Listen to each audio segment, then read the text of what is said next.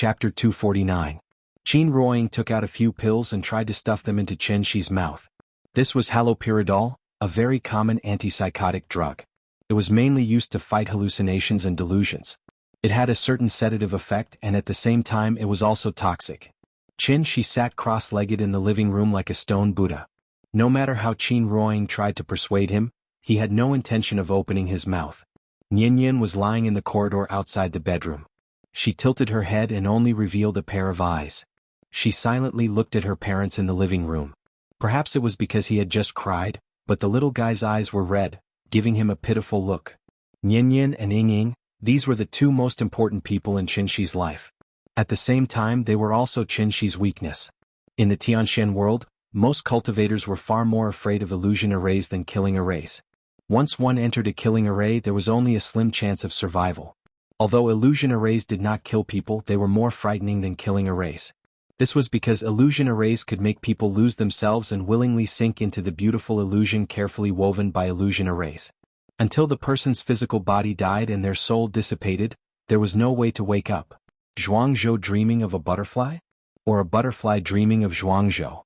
She, look at me, I'm Ying. Be obedient, okay? Take the medicine obediently, okay? Look at Nian, you scared her. Don't be like this, okay? We were very worried about you. Qin Ruoying's slightly worried voice kept ringing in Chen Shi's ears. But Chen Shi sat on the ground motionlessly as if he did not hear anything. Seeing this, Qin Ruoying's face couldn't help but darken. Bean-sized tears suddenly gushed out from her eyes. Life will always experience twists and turns. If the company closes down, then so be it. Don't give yourself so much pressure, be strong. No matter what you do, I will support you, but don't give up like this, okay? I'm so scared, Qin Ruoying kept talking in Chen Shi's ear. Chen Shi did not have the ability to seal his hearing. Therefore, no matter how hard he tried to enter a meditative state, Qin Ruoying's words still drilled into his ears without missing a single word. From Qin Ruoying's words, Chen Shi also passively understood his current situation. After he graduated from university, he started a family with Qin Ruoying. Later on he had Nian. As the family expenses increased, he left the company to start his own business. Dreams were always beautiful. Because of his lack of experience, the company went bankrupt. Chen Shi was also deeply affected by this and even suffered from depression. In the following days, Chen Shi didn't work anymore. Instead, he stayed at home every day. His condition also became more and more serious. At first, it was just insomnia. Later on, he actually developed schizophrenia.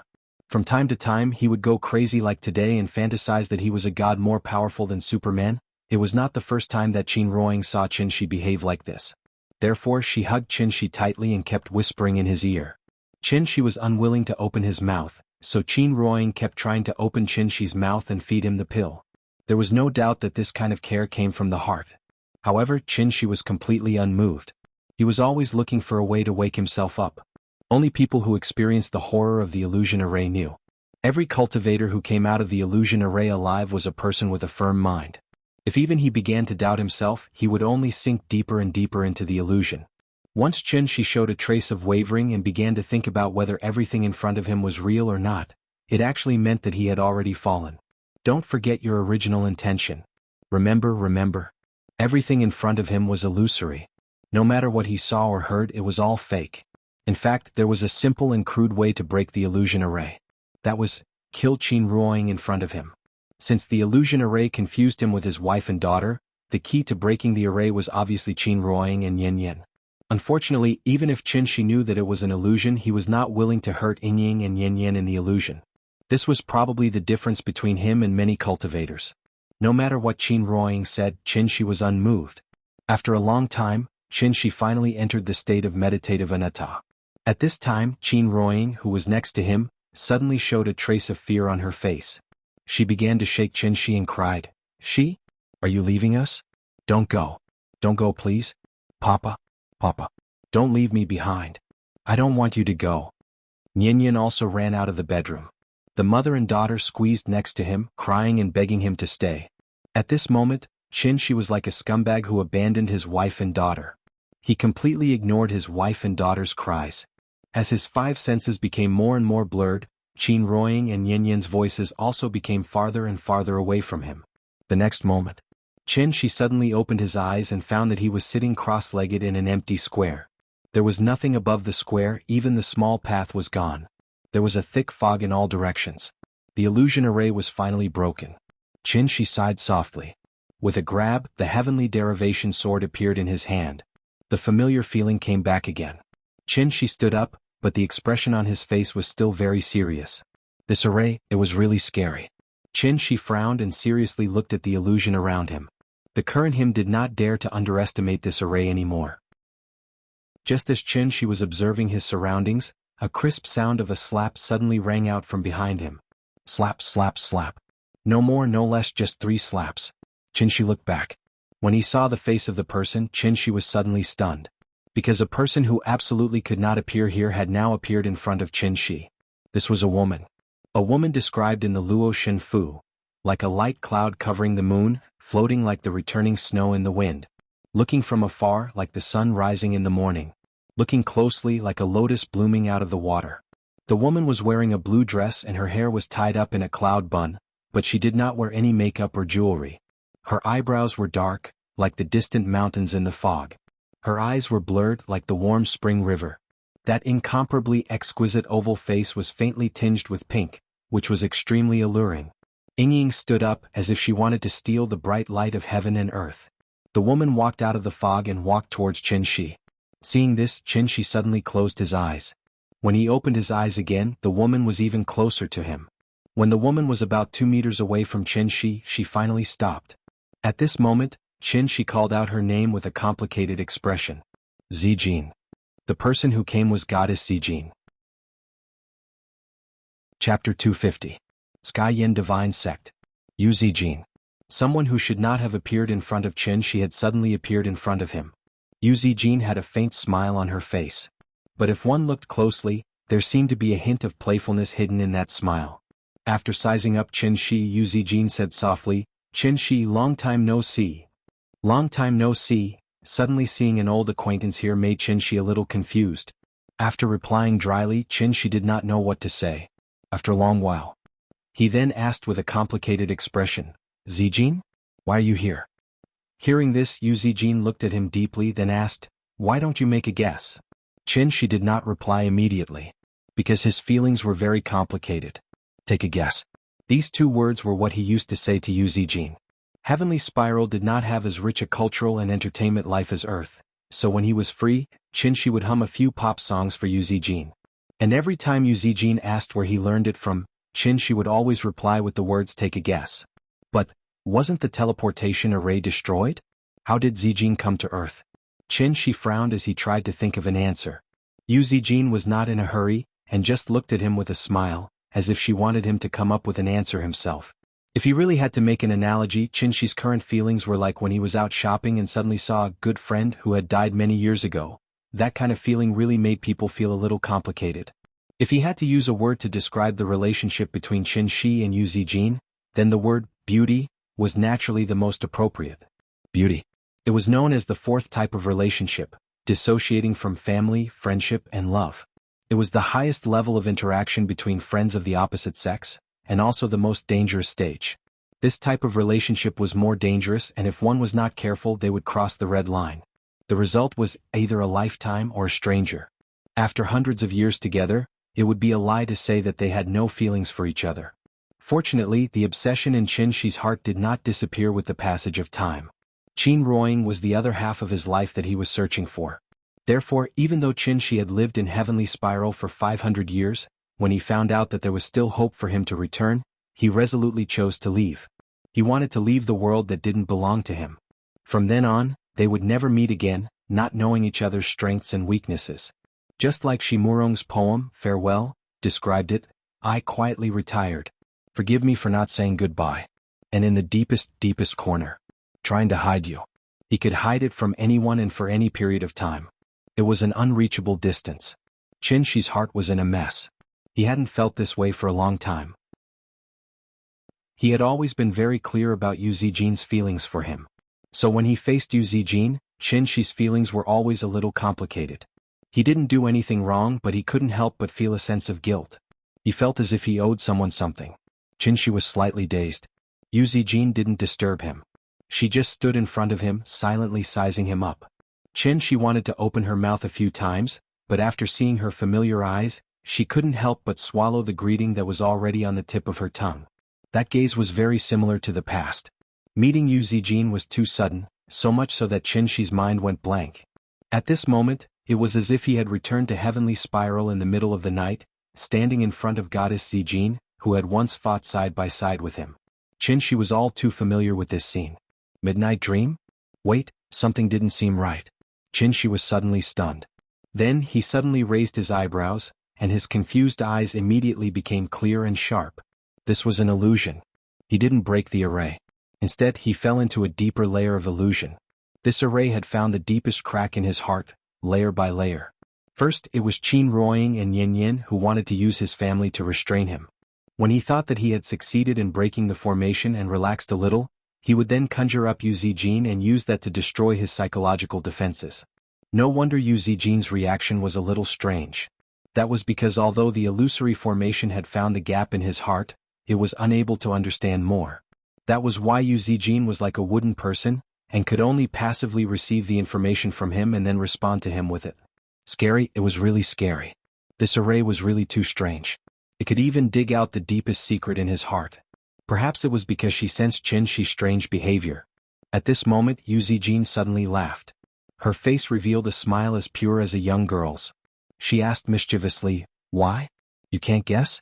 Do you want me to tell you? I can tell you, but you have to beg me. If you beg me, I'll tell you." The current her was very similar to the past. However, Shi only looked at her expressionlessly. At this moment, his heart was as still as water. The next moment, Shi, however, raised the Tianyan sword in her hand and directly pierced her chest. Yu Zijin lowered her head and looked at the long sword in Shi's hand. She was in disbelief. In an instant, shock, pain, anger, and grief flashed across her face. Shi, why did you? Yu Zijin seemed to want to say something, but Shi calmly pressed the long sword in his hand forward. The long sword pierced through Yu Zijin's body. At this time, Shi took a step forward and whispered in her ear, "Don't worry. With Zijin's talent, she should be at least at the insightful void stage now. Although you made me very angry, I still have to thank you. After all, you let me see her again, although it was only once." At this point, Shi suddenly withdrew the long sword in his hand. As a stream of blood splattered, Yu Zijin's body slowly fell to the ground. As she fell, her figure became more and more blurry. Finally, she turned into crystal dust and disappeared in front of Shi. Everything returned to silence. A broken mirror suddenly appeared where Yu Zijin had been standing. That was the array core. The mirror was broken. This array that could see through one's heart had finally been broken by Shi. However, although the array was broken, Shi did not look happy at all. He raised his head and looked at the fog that was still surging above his head. After a long time, Shi finally let out a deep breath. Looking back at the broken mirror, he murmured in a low voice, "It's too late. I'm sorry." This apology was not for the mirror in front of him, but for goddess Zijin, who was far away in heavenly spiral. "I'm sorry." Chapter 251. The illusion array was broken by Shi. Therefore there was only a broken mirror left in this huge square. Shi looked around silently, but his expression was a bit more dignified. This place was too strange. The 5 elements of metal, wood, water, fire, and earth had all appeared. So what should I do next? There was no stone path in this square. It seemed that this was the end. Shi looked around and didn't find anything out of the ordinary. Only then did she set her eyes on the broken mirror on the ground. This mirror was not made of glass. Looking carefully, the material was somewhat similar to crystal. It seemed to be a pure and colorless transparent crystal. And just when Shi looked down and carefully studied the mirror fragments on the ground, the scattered mirror fragments suddenly had a magical change. Like snow meeting the sun, countless small mirror fragments suddenly began to melt at a speed visible to the naked eye. Even if the snow melted, there had to be a process. But the scene in front of Shi was like pressing the fast-forward button when watching a video. The melting process became very short. In just a few seconds, the mirror fragments on the ground had turned into a pool of silver water. It looked a bit like tin, chromium, and other metals after melting. Seeing this, Shi immediately took a few steps back. And just as he stepped back, a strong light suddenly appeared in the pool of silver water. A light curtain suddenly rose from it and reached the sky. Array within an array? Looking at the changes in front of him, Shi couldn't help but frown. This 5 elements great array was strange enough on its own. Who would have thought that there would be another array within it? The pool of silver water in front of him, it was clearly the entrance to another array formation. After seeing the power of the earth array, Shi couldn't help but have a trace of vigilance in his heart. Who was the one who had set up such a marvelous large-scale formation? What was the purpose? With countless questions, Shi hesitated for a moment, but finally chose to step into the light curtain in front of him. Since he was already here, he might as well figure it out. After walking into the light curtain, Shi's line of sight was completely blocked by a strong light. However, the strong light disappeared quickly. And when the strong light faded, Shi found himself in a circular hall. This hall was very large. In terms of scale, it seemed to be larger than the bird's nest. The hall was spacious and grand. The closer to the center of the hall, the higher the dome. And in the center of the hall, there was a huge stone pillar supporting the dome. Because of this, the overall shape of the hall looked somewhat like an umbrella. Standing in the middle of the hall was like standing under a huge umbrella. Shi had just walked out of the light curtain and didn't have time to carefully examine the surrounding environment when a familiar voice rang in his ears. Mr. Qin? Shi looked and saw He Tiangang and the others sitting in a corner of the hall. However, the number of people was much smaller. The 4 professors were still there, as were Li Taidan and Xue Shujian. However, there were only a few people left in the Grandmaster Guard sent by Wu Lian. After the remaining 10 or so people saw Shi appear, their faces immediately showed extremely excited expressions. What are you guys doing? Shi came in front of them and could not help but frown. Take He Tiangang, who had the highest martial cultivation, for example. He Tiangang did not look like a great grandmaster in the gang state. His beard was unkempt, his face was dirty, and his body was constantly emitting a foul smell. It looked like he had not bathed for a long time. His current appearance was somewhat similar to a homeless person on the street. Seeing Shi's puzzled look, the excitement on He Tiangang's face slowly disappeared. After that, a look of self-blame and regret appeared on his face. He could not help but sigh. Mr. Qin, it's all my fault. I shouldn't have thrown away the stone that you gave me. What's going on? We can't find a way out. We're trapped here. He Tiangang quickly explained the matter to Shi. It turned out that not long after the sun went down, the fog rose. Under He Tiangang's lead, the people cautiously tried to leave the oasis. However, no matter how they walked, they would eventually come to the giant tree. This situation should be the legendary, ghostly wall. He Tiangang had no choice but to approach the giant tree and try to find clues from it. He did not expect that this would trigger the formation door and make a passage appear in front of them. What happened after that was similar to what happened to Shi. Metal, wood, water, fire, and earth. He Tiangang and the others had a mission, so they naturally did not dare to act rashly in the face of all kinds of strange situations. However, for some reason along the way, although everyone knew that the things in the square were not to be touched, there were still people who could not control themselves and ran to touch those traps, thus losing their lives in vain. They kept moving forward in fear until they came to the hall in front of them. The hall was not dangerous, but there were no doors or windows. It was like a prison, completely trapping them here. After listening to He Tiangang's explanation, Shi could not help but frown. Not to mention the metal, wood, water, and fire formations just based on the earth formation at the end. How many people in this world could walk out alive with the exquisite layout of the formation within the formation? Shi thought that they had been wiped out long ago. Thinking of this, Shi could not help but ask in confusion, "How did you pass through the earth formation?" Hearing this, He Tiangang was stunned and asked in confusion, "Earth formation? What's an earth formation?" An illusion formation, like a dream. It will make you lose yourself in the dream and unable to wake up. You didn't encounter it? No. He Tiangang shook his head as if he understood Shi's question. He then explained, "The earth formation you're talking about is the last square, right? There was nothing there, only a mirror. We couldn't find any other way, so in the end, we tried to break the mirror, but we didn't expect to come here." After listening to He Tiangang's description, Shi was silent. Directly skipping the earth formation? Based on the power of the earth formation, once they entered, there was absolutely no chance of survival for everyone present. Why didn't they trigger the earth formation? Could it be, the earth formation only targeted immortal cultivators? Shi thought silently. He looked at He Tiangang, then at the rest of the people.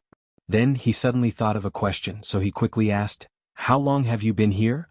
Hearing this, He Tiangang could not help but smile bitterly and shake his head, sighing. It's been more than a month, we only brought 2 months' worth of rations. If we can't find a way out, I'm afraid we'll starve to death here. More than a month. Because he was too shocked, Qin Shi's face immediately showed an extremely shocked expression. He had not lost his composure like this for a long time. How long had it been since he Tiangang through the stone, then entered the formation and found the hall? It had only been a few hours. How could more than a month have passed? The flow of time in this place, could it be the same as Tianxian? Chapter 252. A year on Earth was equivalent to 100 years on Heavenly Spiral. How long had it been since he Tiangang and the others entered the formation? How could more than a month have passed? Although he was very confused, Qin Shi quickly regained his composure. They didn't notice anything unusual. After all, when it came to time, it was obviously not a problem that ordinary cultivators could solve. Perhaps only the legendary immortal emperors would be able to see through the true meaning behind it. If that was the case, then this palace, could it be that this was an excellent place for cultivation? Just like the House of Mind in Dragon Ball, a year in the outside world was only a day inside. A cultivation place like this was close to being a bug in the system. The flow of time in different places in the universe was different. In Einstein's theory of relativity, it was believed that time and space were related. When combined together, they would form a four-dimensional space-time coordinate and participate in the process of physical changes. A typical example could be given. For example, the greater the mass of an object, the slower the time around it would become. This was demonstrated very directly in Interstellar. Because it was close to a black hole, the male and female protagonists stayed on a planet full of water for a few hours. However, the crew members on the spaceship had already stayed on the spaceship for 23 years. When the male and female protagonists returned to the spaceship and met the crew members again, the crew members had already become white-haired old men. The reason why the flow of time on Heavenly Spiral was different from that of Earth was obviously because the mass of Heavenly Spiral was much greater than that of Earth. However, this palace was on Earth, so, what was the reason for the flow of time in this palace to be different from that of the outside world? Qin Shi was only at the soul formation stage. He hadn't even comprehended the void. Naturally, it was impossible for him to comprehend the true meaning of time.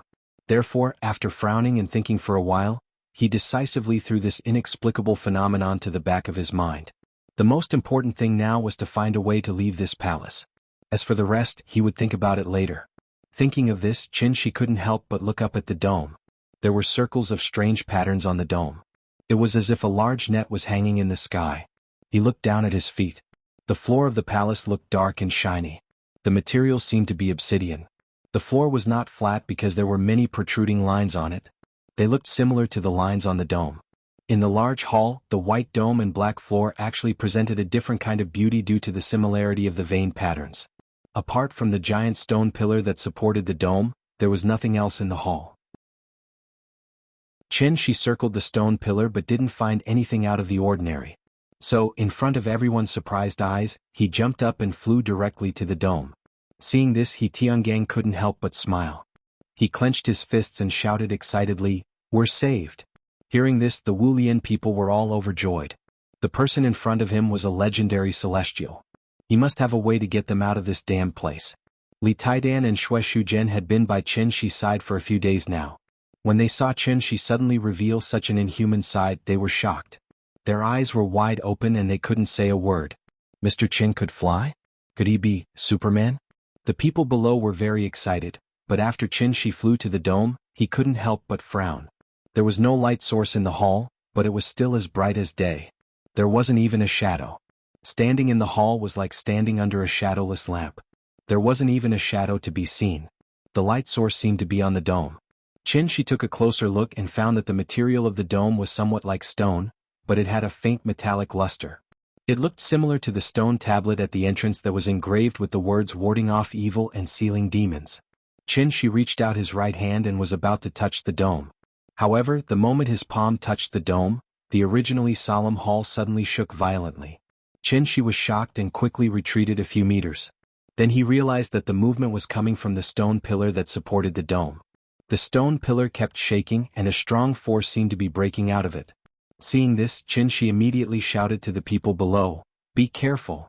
Just as he finished speaking, like a fragmented grenade exploding in the hall, the giant stone pillar that supported the dome suddenly broke apart and turned into countless pieces that shot out in all directions. Chen Shi's figure suddenly disappeared in the air. When he reappeared, he was already in front of He Tiangang and the others. He held the sword with both hands and placed the Tianyan sword in front of his chest. A light shield suddenly rose and protected He Tiangang and the others. The giant stone pillar was at least 10 meters in diameter. Now that it suddenly exploded, thousands of pieces shot out in all directions in the hall, and there was a continuous crackling sound. If Chen Shi wasn't here, He Tiangang and the others would have been turned into a sieve by the flying pieces of stone, and there wouldn't even be a corpse left. The explosion soon subsided, and the pieces of the stone pillar were spread all over the floor. After Chen Shi removed the light shield, He Tiangang and the others carefully began to look around. The explosion just now was very fierce, but there wasn't even a scratch on the walls of the hall. From this, it could be seen how sturdy the hall was. The giant stone pillar that supported the dome turned into rubble, and at this moment, a pillar of light suddenly shot down from the dome. The pillar of light replaced the original stone pillar. Seeing this, Chen Shi suddenly stabbed the Tianyan sword into the ground. A light shield rose again, enveloping He Tiangang and the others. "All of you stay here, don't move." After instructing everyone, Chen Shi walked out of the light shield. Like sunlight peeking through the gaps in the clouds, the pillar of light was golden, and it faintly emitted a strong pressure. The pillar of light grew brighter and brighter. Everyone quickly averted their gazes. There was no way they could open their eyes in such a strong light. At this moment, Chen Shi sharply noticed that a black shadow had appeared in the strong light. Roar! Following an earth-shattering roar, a snake-like thing suddenly pounced out of the pillar of light, heading straight for Chen Shi. Seeing this, Chen Shi immediately grasped the air, and a new celestial sword Dharma appeared in his hand. As soon as the celestial sword Dharma was formed, Chen Shi held the long sword in his hand and directly slashed at the black shadow. A sword hidden in the air. The green sword radiance suddenly burst out. Like a long river hanging upside down, it swept up surging true core energy and rushed into the sky, straight into the clouds. Roar! The black shadow let out a loud roar, and then collided with the sword radiance. Invisible energy waves exploded from the center of the collision, and instantly set off a strong windstorm in the hall. At this moment, Chen Shi saw the black shadow clearly. It was actually a dragon. It wasn't a winged four-legged lizard in Western myths and legends, but a divine dragon that represented Wuxia's spiritual culture. A creature that only existed in myths and legends had now appeared in front of Chen Shi's eyes. Chapter 253. Air Yo Wings said, "The dragon is the head of the scaled insect. It has 9 shapes. The head is like a camel, the horns are like a deer, the eyes are like a rabbit, the ears are like a cow, the neck is like a snake, the belly is like a snake, the scales are like a carp, the claws are like an eagle, the palms are like a tiger. There are 81 scales on its back, and it has the number of 99 suns. Its voice is like a copper plate, there is a beard beside its mouth, a pearl under its chin and a reverse scale under its throat. There is a mountain on its head, also known as the ruler of wood. The dragon cannot fly without a ruler of wood. It can form clouds with its breath, and it can change into water and fire.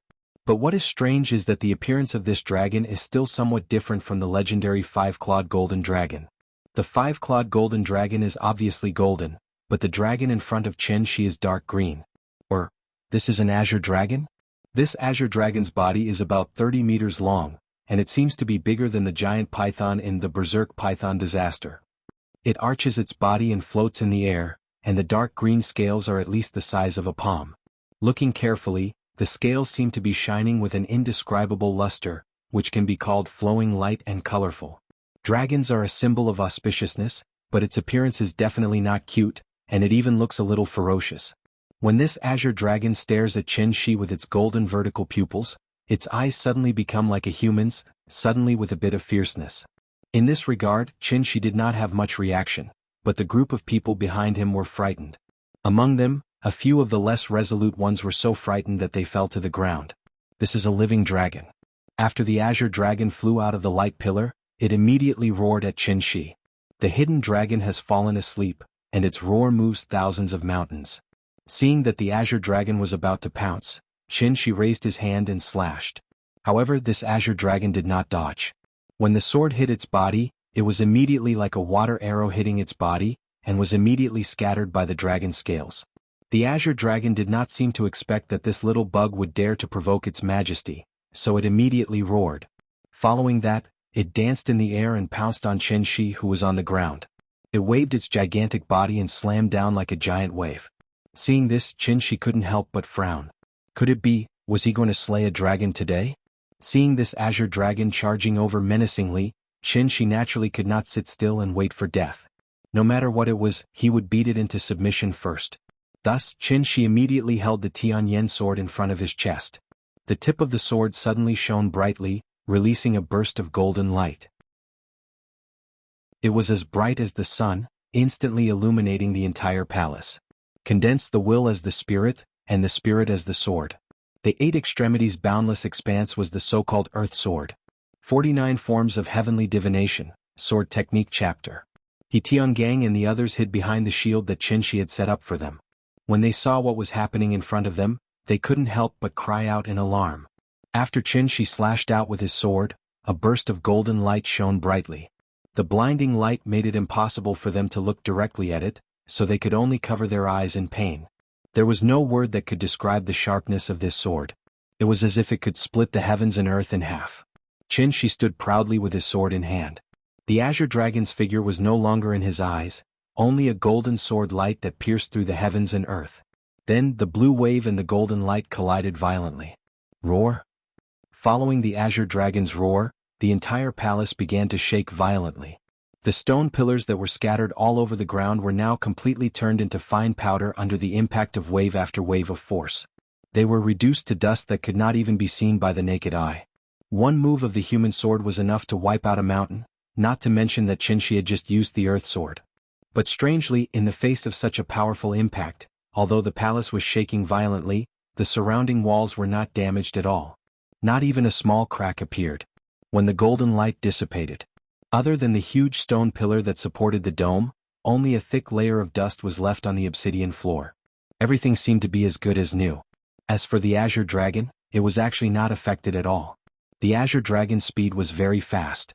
As soon as Qin Shi slashed out with the earth sword, it had already arrived in front of Qin Shi. Qin Shi didn't even have time to slash out a second time before the azure dragon bared its fangs and claws and bit towards Qin Shi.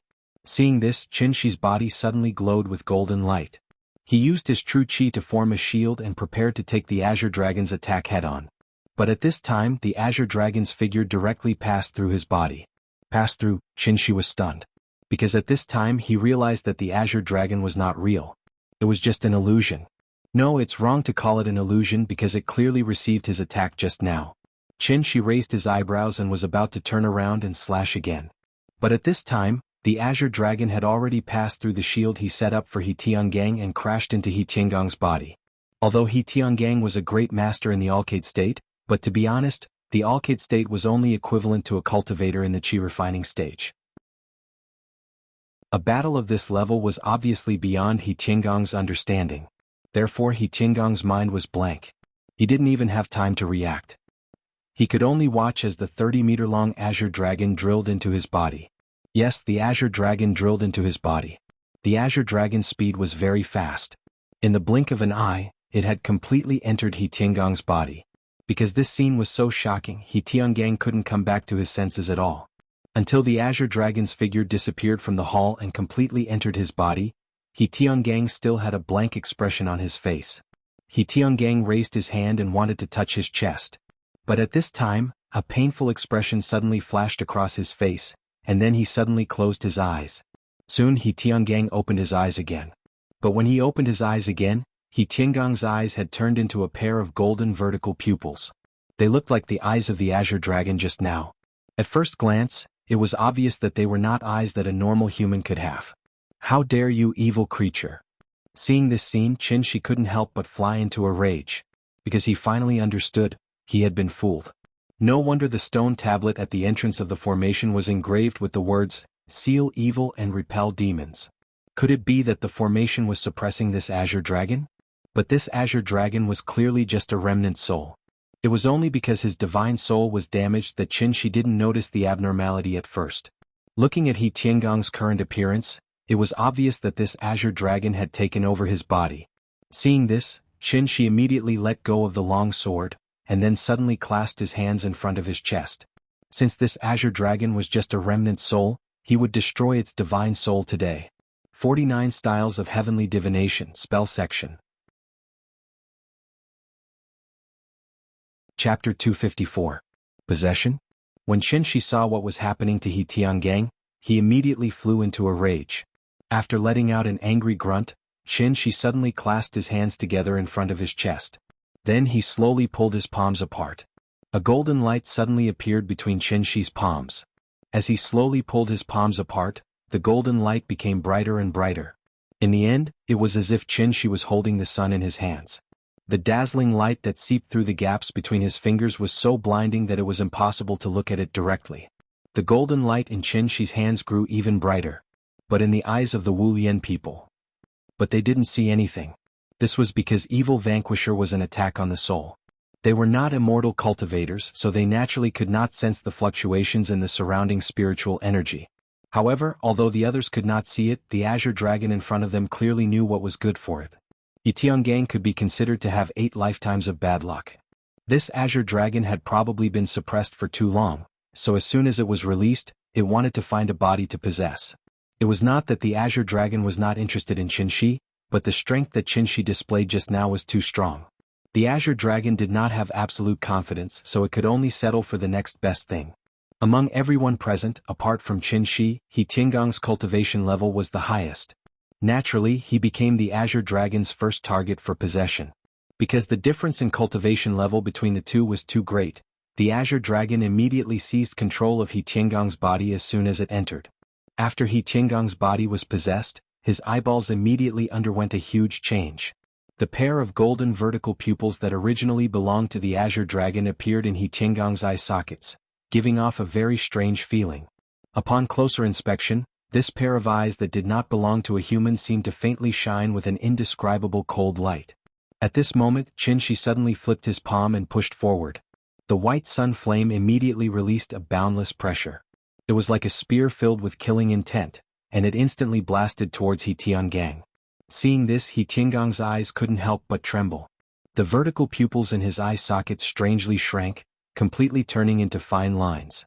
But then, his pupils suddenly widened, and there were 2 balls of red flames that kept pulsating in them. Then He Tiangang opened his mouth and let out a roar at Qin Shi that did not sound like a human at all. Roar? Following the roar, the 2 flames suddenly turned into 2 crimson dragons.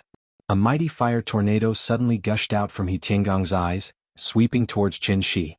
The golden light and the crimson flame collided violently. In an instant, like a cannonball hitting an armory, a shocking explosion occurred in the hall. The air seemed to be ignited by the raging flames, and the raging flames filled the entire space. However, this was a battle on the level of the spirit, so to outsiders, it was as if nothing had happened. Qin Shi's spirit was damaged and could not directly use divine telekinesis to fight. But after such a long time of accumulation, his cultivation had mostly recovered, so the power of Evil Vanquisher was naturally far greater than before. However, what Qin Shi did not expect was that his Evil Vanquisher, which he had used all his strength to unleash, was still blocked by the flames spewing out from He Tiangang's eyes. It was obvious how strong the remnant soul of this Azure Dragon was. Although Wu Lian and the others couldn't see what Qin Shi and He Tiangang were doing, a battle of spirits of this level, just the spiritual storm created by the collision was enough to give them a splitting headache. Naturally, they couldn't pay attention to what was happening around them. Iron Egg Li and Xue Shuzhen were professional soldiers with strong willpower, but even so, they bitterly held on for about 5 seconds before their eyes rolled back and they completely fainted. If even they were in such a state, there was no need to mention an ordinary person like Professor He, who had no foundation in cultivation. Seeing their companions collapse one after another, the remaining neutralizing grandmasters gritted their teeth and held on for about 10 seconds before collapsing to the ground one after another. Only 2 people remained standing in the hall. In contrast to Qin Shi's calm and collected appearance, He Tiangang's condition was clearly much worse. Not only was his face pale, but his forehead was also covered in sweat. His tired appearance made him look like an athlete who had just finished a round of a marathon. After all, the Azure Dragon had just successfully taken over this body. This level of exhaustion was naturally a bit too much for it to bear. So when it saw Qin Shi acting as if nothing had happened, the Azure Dragon's heart immediately trembled. It couldn't help but use He Tiangang's body to speak. "You are very strong. I have no grudge with you. Let me leave. I will remember your kindness? His accent was very strange. He sounded like a foreigner. It was just a short sentence, but it took a lot of effort to speak. Obviously, the Azure Dragon hadn't gotten used to this body yet and couldn't control it skillfully. Hearing this, Qin looked at him deeply, then replied with a serious face, "I can let you go, but the premise is, you have to leave his body." No. Hearing that Qin wanted it to leave He Tiangong's body, the Azure Dragon immediately replied, "Without a body? I can't leave here." "Okay, then there's nothing to talk about." Qin shrugged indifferently, then said with a regretful expression, "I brought him here. You took over his body right in front of me, and now you want to leave safely like nothing happened? Let me tell you, there's no such thing as a cheap deal in this world." After hearing Qin words, He Tiangong's expression immediately became uncertain, as if he was thinking. But Qin didn't intend to give him too much time to think. Although He Tiangong's body was occupied by the Azure Dragon, his consciousness obviously couldn't be swallowed by the Azure Dragon so quickly. So as long as the Azure Dragon's remnant soul was driven out of He Tiangong's body, then He Tiangang could still be saved. If time dragged on and the Azure Dragon completely merged with this body, even a golden immortal couldn't do anything. Seeing that the Azure Dragon still didn't answer, Qin decisively spread out his hands, and two dazzling lights lit up in his palms again. Since Evil Punisher couldn't destroy it, then he could try another move. Anyway, he had plenty of tricks up his sleeves. Seeing that Qin seemed to want to fight again, the Azure Dragon immediately cowered, so it quickly said, "Wait. I have an idea." Hearing this, Qin immediately retracted his hands and asked, "What idea? You help me open the channel. After the channel is open, I'll come out from his body, then you cover me and leave? Okay." Qin pondered for a moment, so he readily agreed to the Azure Dragon's request. There was no exit in this hall, and the four walls were incomparably hard. Presumably only the Azure Dragon knew how to get out. Since that was the case, there was no harm in cooperating. He helped the Azure Dragon escape, and the Azure Dragon left He Tiangong's body. Chapter 255. The man and the dragon quickly reached a consensus. After that, Qin learned the way to leave the hall from He Tiangang. The hall was like a sealed jar, and the only way out was above the dome.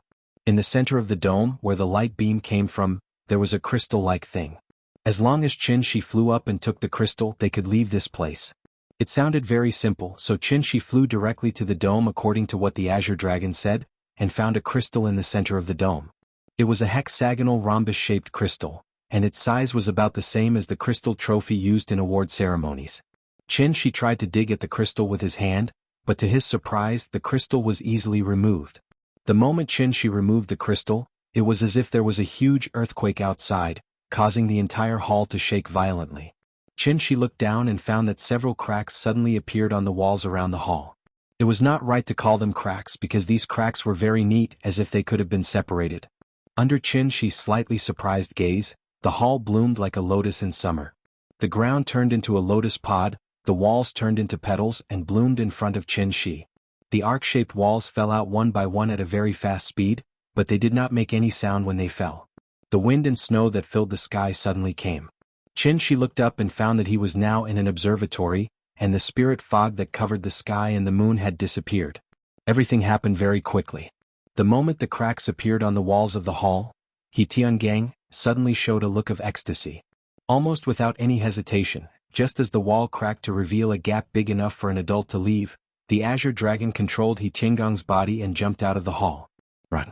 As for the agreement between it and Qin, it was originally the Azure Dragon's stalling tactic.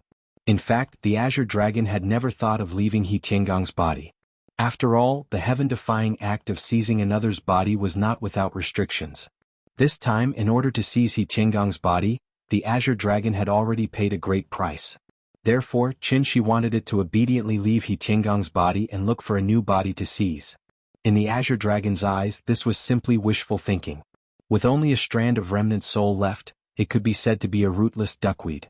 Now that it had finally found a place to stay, the Azure Dragon naturally would not give up so easily. Although this body was still too weak at the moment, as long as it was given enough time, the Azure Dragon was confident that it could transform it into its original body. The little abacus in Azure Dragon's heart rang loudly, but it missed the most important point. It did not have a correct understanding of Chen Shi's cultivation. Therefore, as soon as He Tiangang moved, Chen Shi, who was flying in the air, lowered his head and looked at He Tiangang's fleeing figure. There's a path to heaven, but you don't want to take it.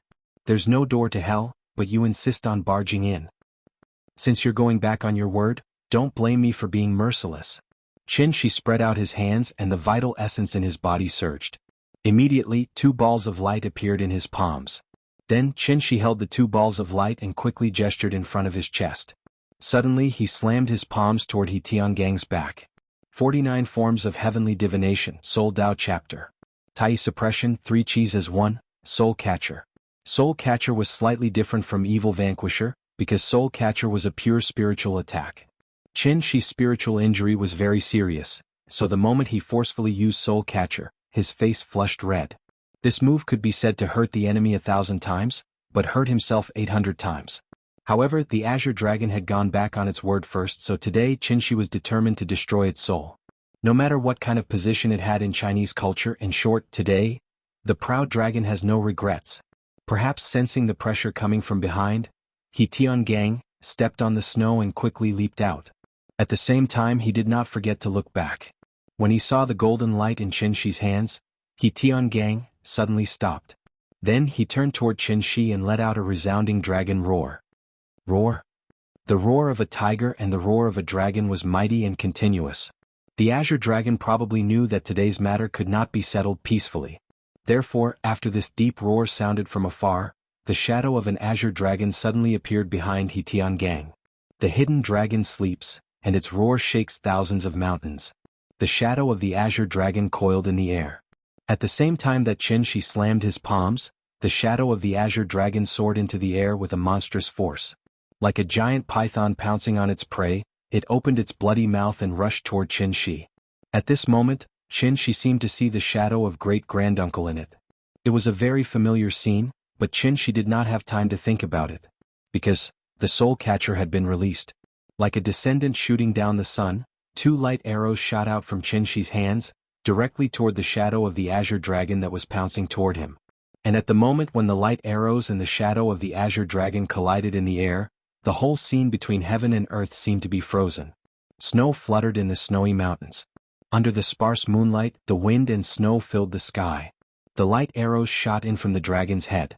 After a flash, they pierced through the entire shadow of the Azure Dragon and directly entered He Tiangang's body. The resounding dragon roar sounded again, but this time it did not come from He Tiangang's mouth. Instead, it came from the shadow of the Azure Dragon.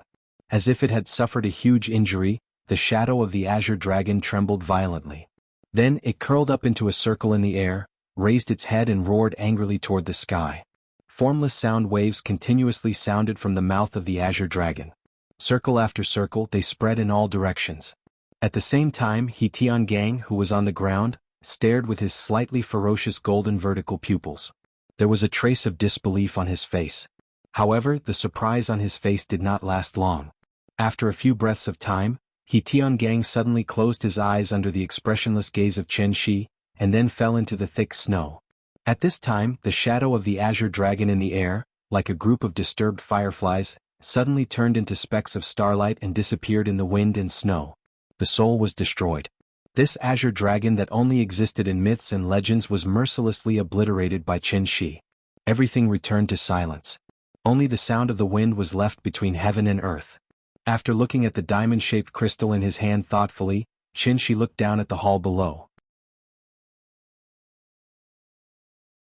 Chapter 256. Chen Shi flew in the air and looked down at the scenery below. The thick spirit fog had dissipated, so his field of vision was wide open. After carefully observing his surroundings, Chen Shi found that he was now on a snowy mountain not far from the Siala mountain pass. In other words, although the formation entrance was in the oasis, the formation core was the unknown snowy mountain next to it. The walls around the hall were not closed, like an open-air camp. The dark ground was in stark contrast to the surrounding white snow. The wind and snow were too strong, and the temperature was at least -60°C. Therefore, in just a few minutes, Wu Lian and the others lying on the ground were covered with a thin layer of snow. Chen Shi estimated that they would not wake up for a while, so he moved the survivors to the temporary laboratory in the oasis. After settling the group of people, Qin flew back to the spacious hall and began to carefully study the rhombus-shaped crystal in his hand. This rhombus-shaped crystal was transparent, and a faint purple mist constantly rose in the middle. Qin held his breath and silently felt the cold feeling coming from the crystal. But after studying it for a while, he still could not detect any signs of energy fluctuations from it.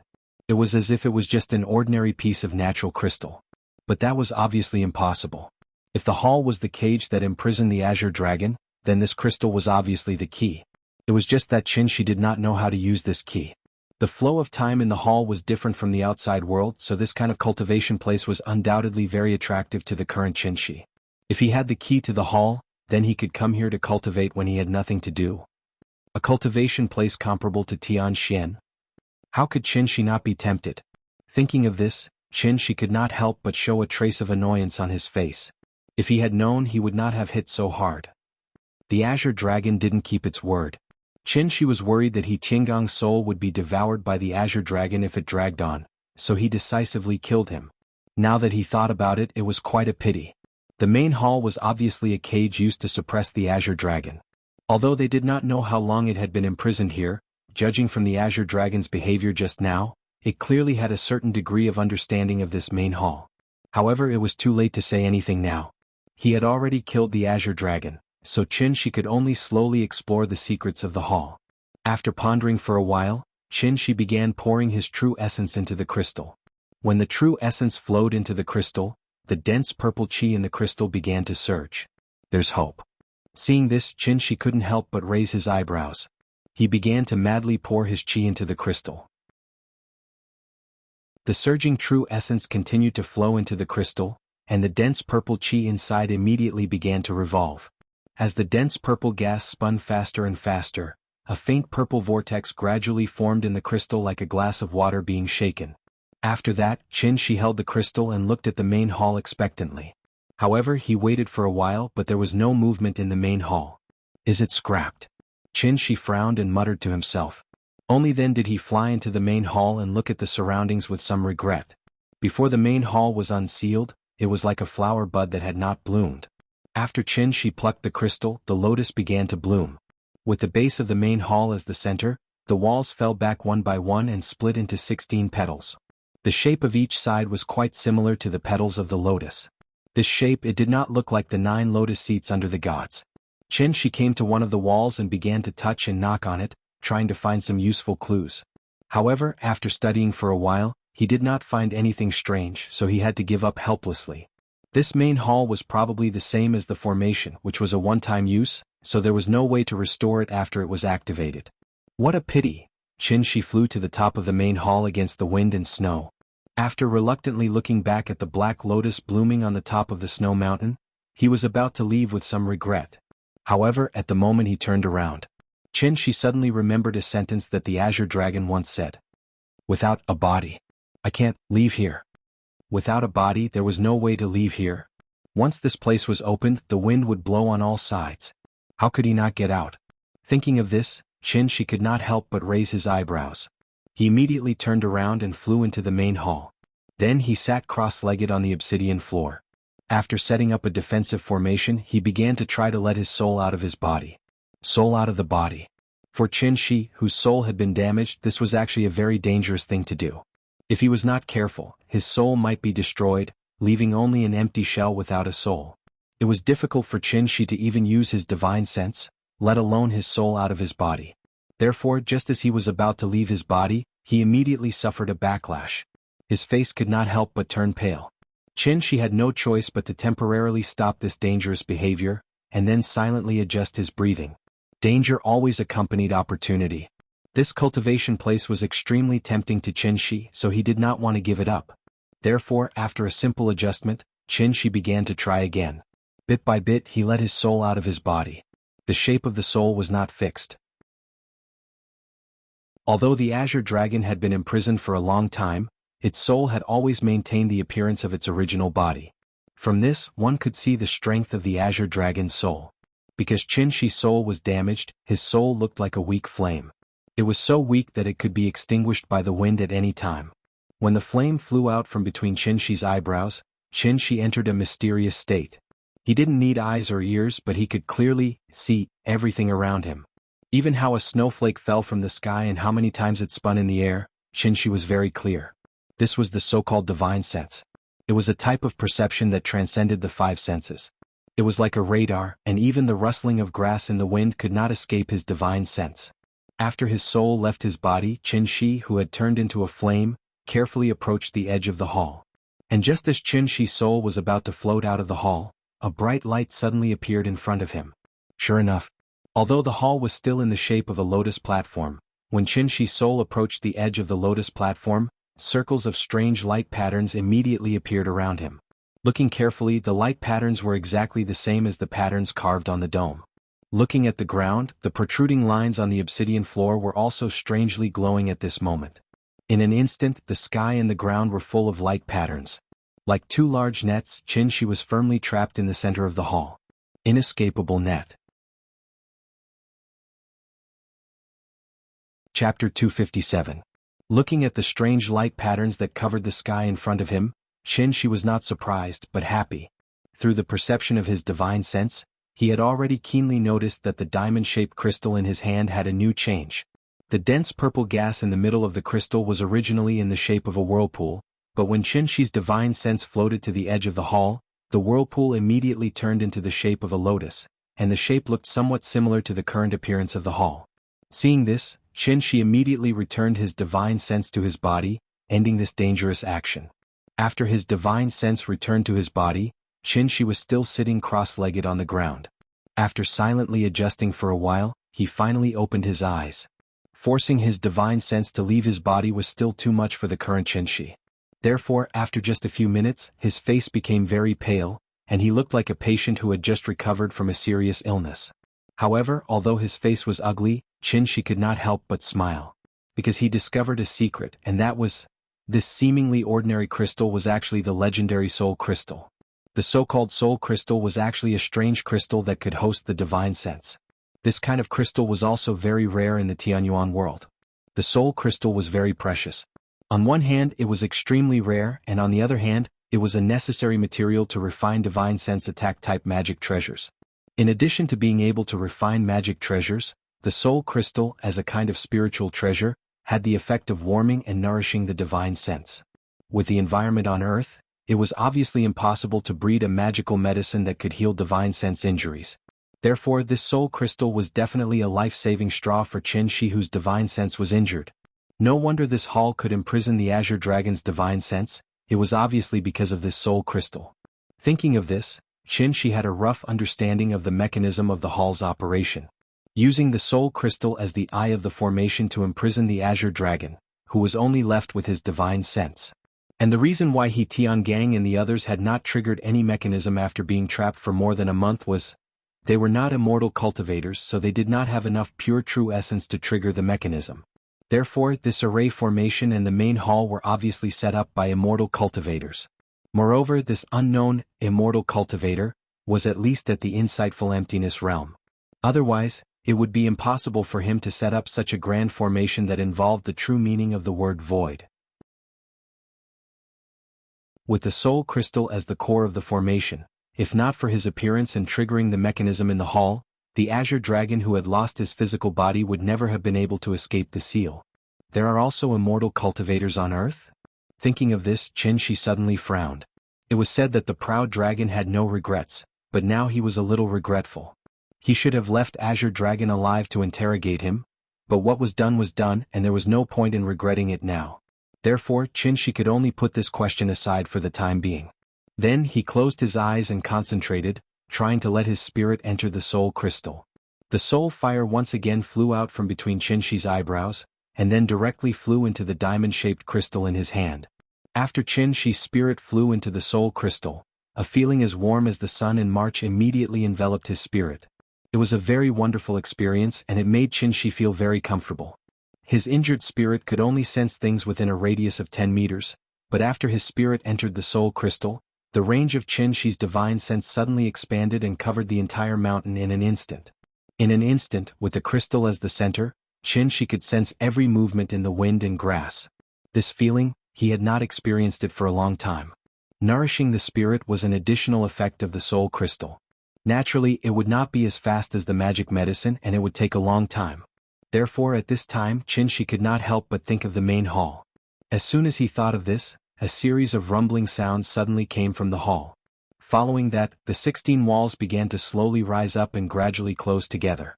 The main hall changed back to its original appearance. The soul crystal, which was the core of the array, could still control the main hall. Seeing this, Qinshi could not help but feel happy. He immediately counted silently in his heart. He wanted to calculate the difference between the flow of time in the main hall and the outside world. Qinshi enjoyed the nourishment of the soul crystal as he counted seriously. When he counted to 10,000, Qinshi thought of something again. The main hall was suddenly like a remote-controlled toy, and it slowly bloomed with a rumbling sound. Each number was exactly 1 second. In other words, he stayed in the main hall for about 166 minutes. Before the main hall was fully opened, Qinshi excitedly flew out of the main hall and rushed directly in the direction of the temporary laboratory. When he brought everyone back to the laboratory, it was about 1:30 in the morning. He counted 10,000 seconds in the main hall. 166 minutes, which was 7 hours. According to the flow of time that He Tiangang said, if the main hall did not lose its effect, then only about 2 minutes had passed in the outside world. The more Qinshi thought about it, the more excited he became.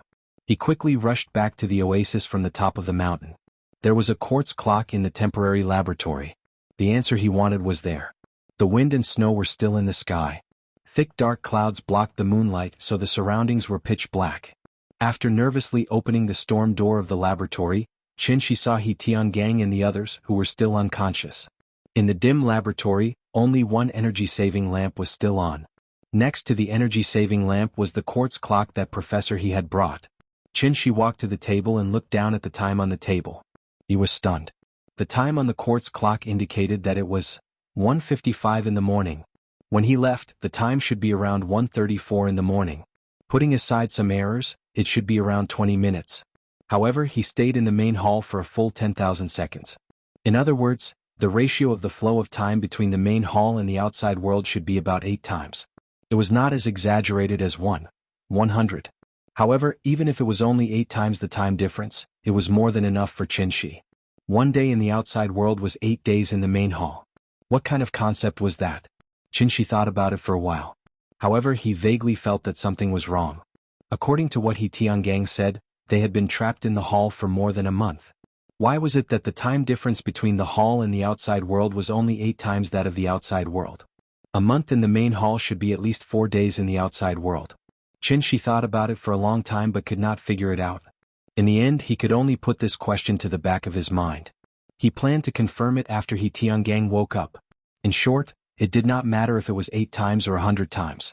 This time he had really found a treasure. After confirming the use of the main hall and the soul crystal, Qinshi immediately set up a restriction in the temporary laboratory. As soon as someone woke up, he would know immediately. After that, Qinshi plunged into the main hall and began to use the soul crystal to heal the injuries to his soul. Because his soul was out of his body, he could not cultivate. Therefore, in his boredom, he could not help but let his imagination run wild. Starting tomorrow, after Nian fell asleep, he could secretly bring Ying here. Then they could cultivate together as husband and wife and...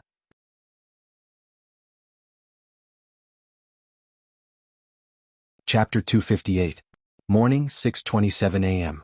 When Qinshi sensed that someone had woken up in the laboratory through the restriction, he stopped cultivating for the night. Although only 4 hours had passed in the outside world, he had stayed in the hall for a full day and a half. Time and space were concepts that were both independent and interconnected. This was not the heavenly jade realm but Earth. Other people only had 24 hours a day on Earth, and Qinshi was also on Earth. However, he could extend his day to nearly 200 hours through the hall. What did 200 hours mean? It was enough to turn a newbie who didn't even know how to loot a bag into a sly old fox who lay in the bushes and waited patiently for a delivery. This kind of miraculous effect that could be called a miracle naturally moved Qinshi, who had never been moved by external things. As for why the flow of time in the hall was different from the outside world, this question was too profound and was completely beyond the level of a soul formation cultivator. Therefore, Qinshi was at a loss at this moment. He couldn't figure it out. Although the hall was very mysterious, Qinshi vaguely felt a sense of anticipation in his heart. Perhaps, This hall, which involved the true meaning of time, was not only an excellent place for cultivation, but also a necessary step for him to take another step above the soul formation stage. The hall was too important for Qin Shi. Therefore, when he left, Qin Shi set up an illusion formation around the hall and hid the hall openly. From now on, this would be his secret base. For this, Qin Shi had even made up a very believable story. If Wu Lian started an investigation, he would just have to say that it was all an illusion. The reason why He Tiangang and the others were trapped in the hall for more than a month was because they were under an illusion and mistakenly thought that they had been trapped in the hall for more than a month. In reality, they had only slept for one night and had a very, very long dream. Since the hall and the formation were both dreams, then the Azure Dragon was also a product of the dream. From the beginning to the end, Qin Shi only did one thing, and that was to wake them up from their dreams. As for why everyone had the same dream, it was because the illusion was affecting everyone. In addition, the reason why the team had lost members was because the illusion had misled these weak-willed members. It was like sleepwalking, causing them to leave the camp in an unconscious state and then completely disappear in the vast snowy mountains. This trip probably bodes ill rather than well. In short, being able to survive was all due to luck. Everything that everyone experienced was just a dream and illusion. It was a perfect explanation. At the same time, it was Qin Shi's white lie. After all, what was the point of Wu Lian sending so many people if even he couldn't figure it out? I'll fool him first and he'll slowly investigate in the future. By the time Qin Shi returned to the laboratory, only the two neutralizing grandmasters were awake. When He Tiangang and the professors woke up, it was already 10 o'clock in the morning. Because he had almost been possessed by the Azure Dragon, He Tiangang's mental state was very bad after waking up. When Qin Shi saw this, he told him to rest well. Although Qin Shi's cultivation was very high, he wasn't an official member of the Wu Lian. Therefore, He Tiangang was actually the person in charge of this mission. After that, Qin Shi explained the lie he had made up in detail in front of everyone. When everyone finished listening to his explanation, they all had extremely shocked expressions on their faces. Such a realistic experience was actually just a dream? Although everyone felt that this matter was too strange, there was still time to prove it. Therefore, after digesting it, they could only reluctantly believe Qin Shi's words. This so-called dreamland was indeed a little too ridiculous for them. In fact, if they thought about it carefully, they could find many loopholes in Qin Shi's words. For example, how could they explain the smell of dirt on their bodies after not bathing for more than a month? Also, how could they explain the consumption of food over the past month? There were too many suspicious points. No one was an idiot. However, Qin Shi's words were reasonable and there was also time to prove it. Therefore, no matter how doubtful everyone was, they had to convince themselves to believe Qin Shi's words in the end. After all, they couldn't think of a better explanation. The team had inexplicably lost members. This was a serious matter.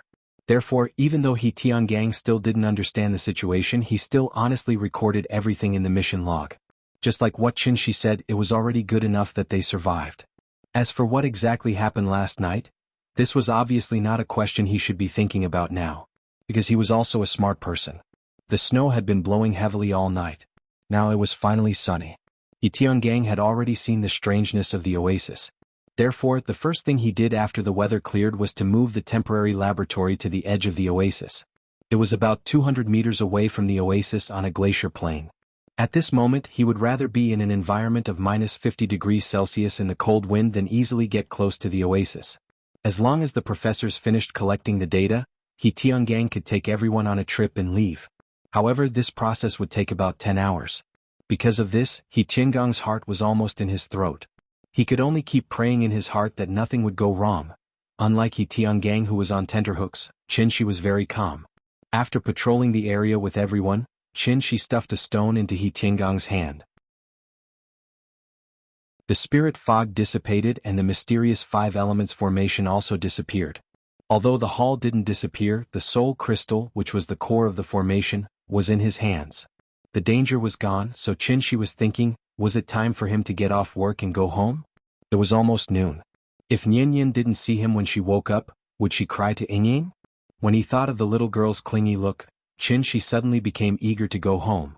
He couldn't wait to fly back to the little girl's side. After last night's experience, when He Tiangang saw Qin Shi handing over another stone, he didn't even wait for Qin Shi to speak. He Tiangang rushed to take the stone and smiled. I understand. Mr. Qin, go to your work. I'll throw the stone if there's anything. Hearing this, Qin suddenly smiled. Saving his life was worth it. This He Tiangang was interesting. After talking with He Tiangang, Qin left the Siaking Glacier. When he returned to Chengdu, it was already 1 o'clock in the afternoon. Qin hid his body and landed in a secluded alley behind Wuhou Shrine Street. He had just walked out of the alley and looked up to see that the entrance of Aunt Zhang's neighborhood was crowded with people. A police car was parked by the side of the road. Many people surrounded the security booth and discussed. Looking at the situation, it seemed that something big had happened in the neighborhood. Although they were separated by a street, Qin's ears were very sharp. Therefore, when he walked to the neighborhood, a conversation among the onlookers instantly made Qin frown. I heard that a child was kidnapped. What a big child? 4 or 5 years old. Is it a boy or a girl? Little girl, she looks so obedient. Oh, why don't those bastards get their retribution? Xiao Qiu is so wicked. He's probably been hit by a car and died on the road. Attention Lamek 666. Chapter 259. There was a child abducted in the community? A 4 or 5-year-old child, a little girl. When Qin heard this conversation, he couldn't help but frown deeply. Although he also knew that it was impossible for Nian to be abducted, as a father, Qin still subconsciously thought of Nian, so his heart was more or less a little nervous. There weren't many things in this world that could make him nervous. Nian's safety was obviously the first priority. But Nian couldn't have been abducted. Impossible. Absolutely impossible. Even if the earth exploded, it was impossible. This was because he put a lot of enchantment magic weapons on Nian. Once the enchantment was triggered, even if Qin was far away on the moon, he would immediately know. Moreover, with Qin Ruoying and Aunt Zhang's meticulousness, it was obviously impossible for them to let Nian run around alone, so they basically eliminated the possibility of Nian getting lost. However, even if he knew that this was impossible, Qin was still a little worried, so he subconsciously quickened his pace. In the blink of an eye, he had already arrived at the gate of the community. Auntie Zhang's neighborhood was an old-fashioned neighborhood that didn't even have elevators. Naturally, there wouldn't be any grand decorations at the entrance of such a neighborhood. Even the railings for parking fees were only built after cars became popular. There were many people gathered at the gate of the community. Most of them were uncles and aunties above the age of 40. The family who lost the child lived in the building next to Aunt Zhang's. The child's parents had to work, so it was usually the grandparents who took care of the child. Now that the child was lost, the old couple could only sit on the ground and cry helplessly. The old couple was so sad that they couldn't speak, but the onlookers were talking one after another, giving the police who came to check the situation a headache. After all, losing a child attracted more attention than jumping off a building. There were only 3 surveillance cameras in the community, and one of them was at the gate. However, the resolution of these cameras wasn't high and they were in black and white, so the images looked very blurry. After the police checked the surveillance footage based on the time when the child went missing, it took them a lot of effort to find the footage of the child leaving the neighborhood.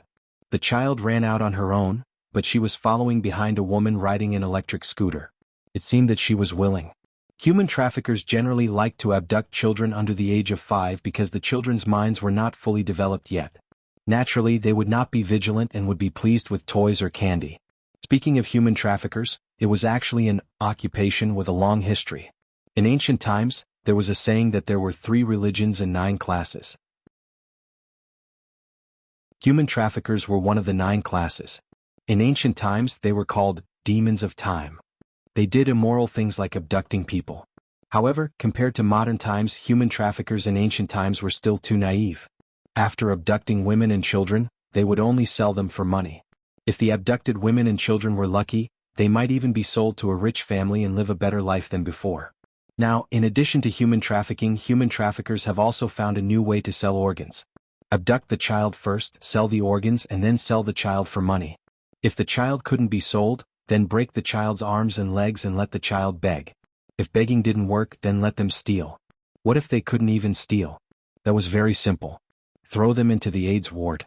If they tested positive for AIDS, they would be assigned to the AIDS team. In the future, they would be responsible for collecting debts. If there was a debt collector who didn't pay up, then they would think of ways to infect the debt collector. In short, they made the best use of everything, and their methods were beyond the imagination of ordinary people. It could be said that, utterly devoid of conscience. To the human traffickers, children were just valuable goods in their eyes. The big goods were boys and the small goods were girls. Of course, there were only a few such large-scale human traffickers. Ordinary small fish and shrimps would not be so cruel. Nowadays, parents were aware of this, so they would teach their children not to talk to strangers from a young age. Under such circumstances, this woman was able to get the child to leave with her willingly. She was obviously a repeat offender. If she was caught, she would definitely be shot to death. It was just after the new year, and the human traffickers were already at work. Parents with children at home naturally felt afraid. Since one went missing, there was a possibility that a second one would go missing. Therefore, a few onlooking parents immediately used this opportunity to educate their children. Suddenly, the children were so scared that they started to cry. Outside the community was an old street and there were no cameras. Therefore, the police had to carefully look through the entry and exit records for the entire day. After a long search, they finally found the woman's face. However, this woman had a certain level of anti-detection awareness. She was wearing an ordinary down jacket with a hood, and she even wore a hat. Therefore, the woman's face could not be seen clearly on the surveillance screen. Seeing this, the two police officers suddenly looked at each other helplessly. Well, this was probably another unsolved case. It wasn't that they didn't work hard, but they really couldn't do anything. As parents, they didn't look after their children and let their children be abducted by human traffickers. Even if they called the police in time in this vast sea of people, where could the police find them? They could only walk through the streets and ask door to door. They would be thankful if they could get a little bit of useful information. After all, the human traffickers were not stupid. The kind of idiot who suddenly wanted to commit a crime because of a lack of money was always in the minority. The habitual criminals would definitely plan a retreat in advance. It was indeed difficult to catch. Qin walked around the crowd into the community. From afar, he saw Aunt Zhang's family and Qin Ruoying, who was holding the little boy. The little boy was lying on Qin Ruoying's body, his two hands tightly wrapped around her neck. His little face was full of nervousness and timidity. Aunt Zhang probably took the opportunity to educate him. Qin squeezed into the crowd and walked in their direction. The little boy stood high and could see far, so before he could get close, he had already seen his father in the crowd. He immediately shouted excitedly, "Papa! Papa!" Seeing this, Qin immediately smiled and waved at him, then quickly walked to Qin Ruoying's side. When Qin came over, the little boy immediately reached out his hands and motioned for Qin to hold him. This action was very common, but the slightly different thing was that when the little boy saw his father this time, his cute little face did not show much of a smile. She was obviously frightened. Like a frightened ostrich, as soon as the little boy came into Qin's arms, he immediately leaned his head on Qin's shoulder. Chapter 260. The little girl was scared out of her wits because Auntie Zhang had just taught her a lesson by scaring her.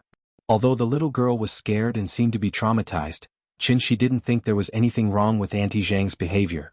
After all, if she didn't pay attention to education in this area, it would be too late for regrets when the child was taken away by human traffickers. Although that was basically impossible, setting an alarm bell in Yin's heart in advance was always a precautionary measure. Human trafficking had always been the most serious topic of this era. Behind it was the dark side of civilized society. Why did human traffickers like to abduct children under the age of 5? It wasn't just because children were easy to deceive, but because children couldn't remember things. After 2 or 3 years, they basically didn't recognize their biological parents. Instead, they would treat the family that adopted them as their closest relatives. After many years, even if the child had a little bit of memory before they were abducted, it was usually just fragmented fragments and not enough for them to recall the complete experience. Ordinary people might feel that this kind of thing was far away from them, so whenever they saw news about it, they felt like they were listening to a book from heaven and had no interest in it at all. But all of this was actually close at hand. According to statistics, there were as many as 20,000 cases of human trafficking of women and children in the country in 2015, but the number of cases that were solved was only 3,000. The solving rate was only 17%, not even 20%. And behind these simple numbers, there were families that were shattered because of the loss of their children, as well as parents who were devastated. Human traffickers didn't need to be ruthless like the underworld, so they usually looked ordinary. They might be kind aunties passing by on the street corner, or they might be honest farmers. But under those seemingly harmless skins, there was a cold and cruel heart. Therefore, in Qin's view, there were two kinds of behavior in this world that could be called heinous and could be directly shot once caught. And that was drug dealers and human traffickers. The Western region had always been the disaster area of human trafficking cases. Although Chengdu had successfully become a new first-tier city in recent years, this kind of thing was still a common occurrence. Auntie Zhang's goal of educating the child had been achieved, so she waved her hand and asked everyone to go home. During this time she pursed her lips and didn't say a single word. In fact, whether it was Aunt Zhang or the onlookers, they could only feel a deep sense of helplessness at the same time. This also caused the atmosphere at the entrance of the residential area to be very oppressive. The old couple who had lost their child sat on the ground and cried miserably. That pitiful look really made people feel sad. After all, they were all people with children. As long as they imagined that their child was lost, that feeling of despair and helplessness would immediately surge into their hearts. He truly felt the same way. The police quickly understood what had happened, so they wanted to invite the two elders back to the police station to start the investigation. But just as they were about to help the old couple leave, the old lady, whose tears had dried up from crying, suddenly staggered and covered her chest with her hands. Then she suddenly fell on her back. This sudden turn of events was like a splash of water falling into a pot of oil, causing an uproar among the crowd. Call 120. Grandma Lu fainted. Does anyone know anything about medicine? Come and take a look. Big Sister Lu's heart is not good. Is it a heart attack? Or medicine? Quick, someone get the medicine from her house. Everyone make way. She's having a heart attack, we need to maintain ventilation. Do any of you know where her house is? The patient's house should have a quick-acting heart rescue pill. Go and look for it. I know. I'll go get it.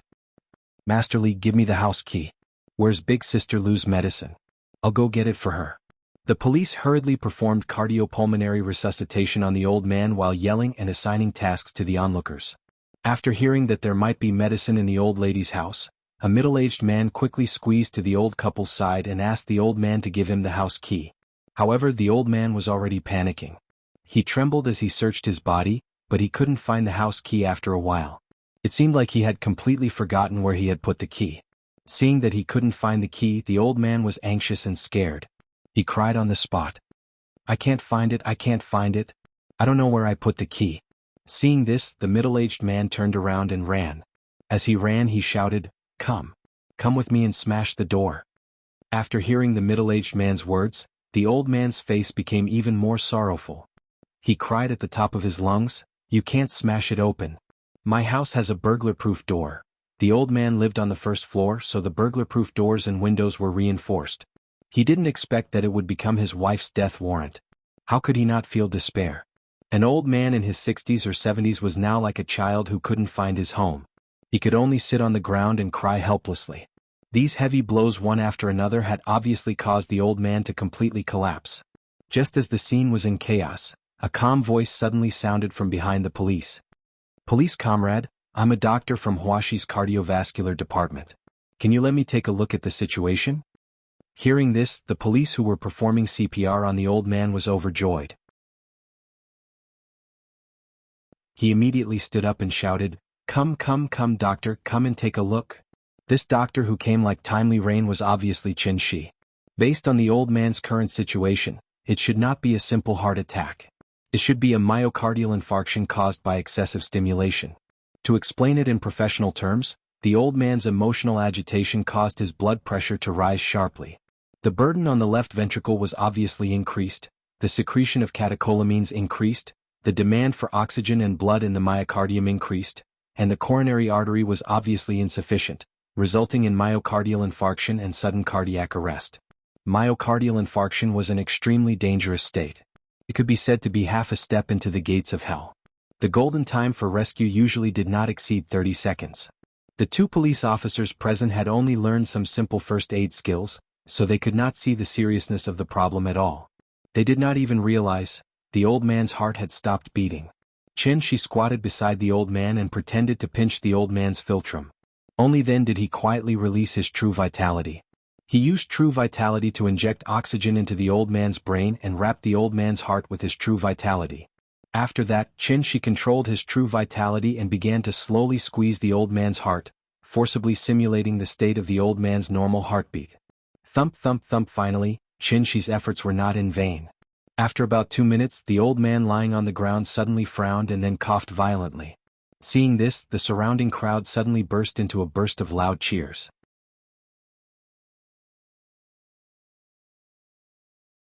Chapter 261. Seeing that her father had saved someone, the expression on the little girl's face suddenly became triumphant. Everyone praised Qin Shi loudly. After a few polite and modest words, Qin Shi retreated to the back of the crowd with Yingying and Yin Yin. His appearance was like a sudden ray of light in the darkness. Even if the old man was half a step into the gates of hell, Qin Shi still managed to save the old man very smoothly. In the news, it was often seen that the old lady would suddenly die shortly after she had a dispute with others. A large part of the reason was that the old lady's heart was not good. If she was not careful and was stimulated, she could die of sudden cardiac death. The police were also frightened by the old lady's physical condition, so they did not dare to ask them to go back to the police station now. They could only wait for the ambulance to come and send the old lady to the hospital for a checkup. However, even though the old lady was lucky to survive, the first thing she did after waking up was to look at the crowd and cry, "Where is my granddaughter? Where is my granddaughter?" When the old man saw his wife's sad look, he could not help but feel sad. The old couple immediately hugged each other and cried bitterly. The old lady was so pitiful. This also made Qin Ruoying feel kind. So, she gently tugged at Qin Shi's clothes and asked in a low voice, "Shi, can you help them?" Qin Shi turned his head and saw his wife's slightly expectant gaze. He could not help but nod. But then he frowned slightly. After all, it was very troublesome to find a person in a vast sea of people. If it were not for his sister-in-law taking the initiative to come to him, Qin Shi might not have found Qin Ruoying until now. So, he was also aware of the difficulties. However, this kind of thing happened in front of him. Seeing the old lady's pitiful appearance, Qin Shi still felt a little sorry for her. So, he made up his mind to find their child for them. As for how to find her, he had to think about it carefully. So, Qin Shi came to the security room and asked to see the surveillance video. Because he had just saved the old lady, the security guard's attitude towards him was very friendly. Almost as soon as Qin Shi suggested his idea, the security guard began to retrieve the surveillance footage for him. "I saw that woman come in. She was riding a battery-powered scooter. She should be in her 40s or 50s, but it was just a glimpse so I can't remember clearly. Do you have a picture of the child?" "Yes, this is a recent photo of the doll. Uncle Lee just showed this to the police. I saved a copy and I'm going to put up a missing person notice on the door later." Qin Shi looked at the child's photo carefully. After memorizing the child's appearance, he nodded and said to the security guard, "Okay, I'll go out and ask my friends to help me see if there are any clues about the child." After seeing the surveillance camera and the child's photo from the security guard, Qin Shi returned to Qin Ruoying's side. When the little fellow heard that her father was going to help find someone, she immediately pulled a long face and cheered for Qin Shi righteously, "Papa, you can do it. I'll wait for you at home." Well, this little thing now knows how to help others. However, finding someone was not as simple as what was shown in the movies. It was possible to hack into the Skynet system and then use a computer to scan and compare. Although this operation was feasible to a certain extent, the success rate was far lower than imagined. After all, as long as it was not an impulsive crime, the criminals would definitely check out the place in advance and try to avoid the surveillance cameras when committing the crime. They would also disguise themselves to a certain extent.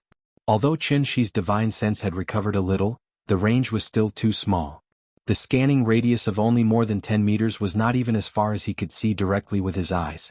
Because the injury to his divine sense had not fully recovered, Qin Shi could not use search spells such as bloodline tracking or divine sense searching. Now, it was really too difficult for him to find a child who had been abducted and sold in a city with an area of more than 800 square kilometers and a resident population of more than 10 million. However, although it was difficult, since he had promised Yingying that he would help the old lady, Qin Shi would try his best to do it. He would just take it as accumulating good karma for himself. Although he could not directly find out the whereabouts of the human traffickers, Qin Shi could use his own reasoning to find them. How to reason? It was actually very simple. First of all, the left turn out of the neighborhood was Wuho Temple Street, and the right turn was the alley where Qin Shi had landed on his way back. After the human traffickers had deceived the child, it was impossible for them to run to the main street, so the alley without cameras was the only choice. The child was about the same age as Nian Yin. At the age of 4, the child already had his own consciousness. Once the child found out that he had been deceived, he would definitely cry and make a fuss. Therefore, the human traffickers would not choose to leave Chengdu by bus or train. They must have their own means of transportation, and it was very likely that it was a cheap and affordable van or a second-hand car. Of course, if the human traffickers did not have a means of transportation, it would be easier. They would definitely temporarily put the child in a stronghold and then contact a car for transportation. Time was another key clue. From the time the child went missing until now, it had not been more than an hour. In just a short hour, a human trafficker who had successfully abducted a child would not dare to take the child through the streets and alleys and wander around the main streets of Chengdu. Therefore, the child was now either in a stronghold nearby, or in a van that was heading out of the city. Thinking of this, Qin Shi immediately called Qin Xueqing. After briefly explaining the matter to his sister-in-law, Qin Xueqing immediately replied on the other end of the phone, "Yes, I will immediately arrange for people to set up surveillance checks on all the roads out of the city." Speaking of this, Qin Xueqing did not forget to remind him, "However, you better not have too much hope for this kind of fishing operation. It's okay as long as you do your best." After asking his sister-in-law to help set up surveillance checks on the roads, Qin Shi carefully searched the nearby slums. If the child was not in the van, then he must be nearby. However, when he was searching, Qin Shi did not have any intention of asking people on the streets. The reason was very simple. Not everyone was like him. Even if a human trafficker passed by the shop owner with the child, the shop owner would not necessarily remember that he had seen such a person before. After all, in daily life, unless one was bored to death, who would deliberately remember the appearance of a passerby? Qin Shi flew in the sky and carefully observed the environment of the streets below. In recent years, the buildings in Chengdu had been getting taller and taller, but there were still many slums that had not been renovated within the second ring road. Aunt Zhang's house was in an old neighborhood, so although there was a bustling Wuho temple outside the neighborhood, there was a large slum area that was waiting to be renovated behind it. The living conditions in the slums were poor and the rent was low. Most of the people who lived here were foreigners who came to Chengdu to work. Qin Shi flew slowly in the sky and at the same time he constantly observed the distribution of the nearby cameras. He could only rely on his intuition to find the child. After all, human traffickers were also a kind of head-killing business. It was not because of the law but because once they were caught by the people, they could be beaten to death by angry people. Therefore, from the perspective of a human trafficker, they naturally had to hide in a secluded and safe place, and there were definitely not many cameras near that place. Qin Shi studied for a while, then chose an old tube-shaped apartment, and then directly flew to the roof of the apartment. Then he took out the soul crystal from his pocket.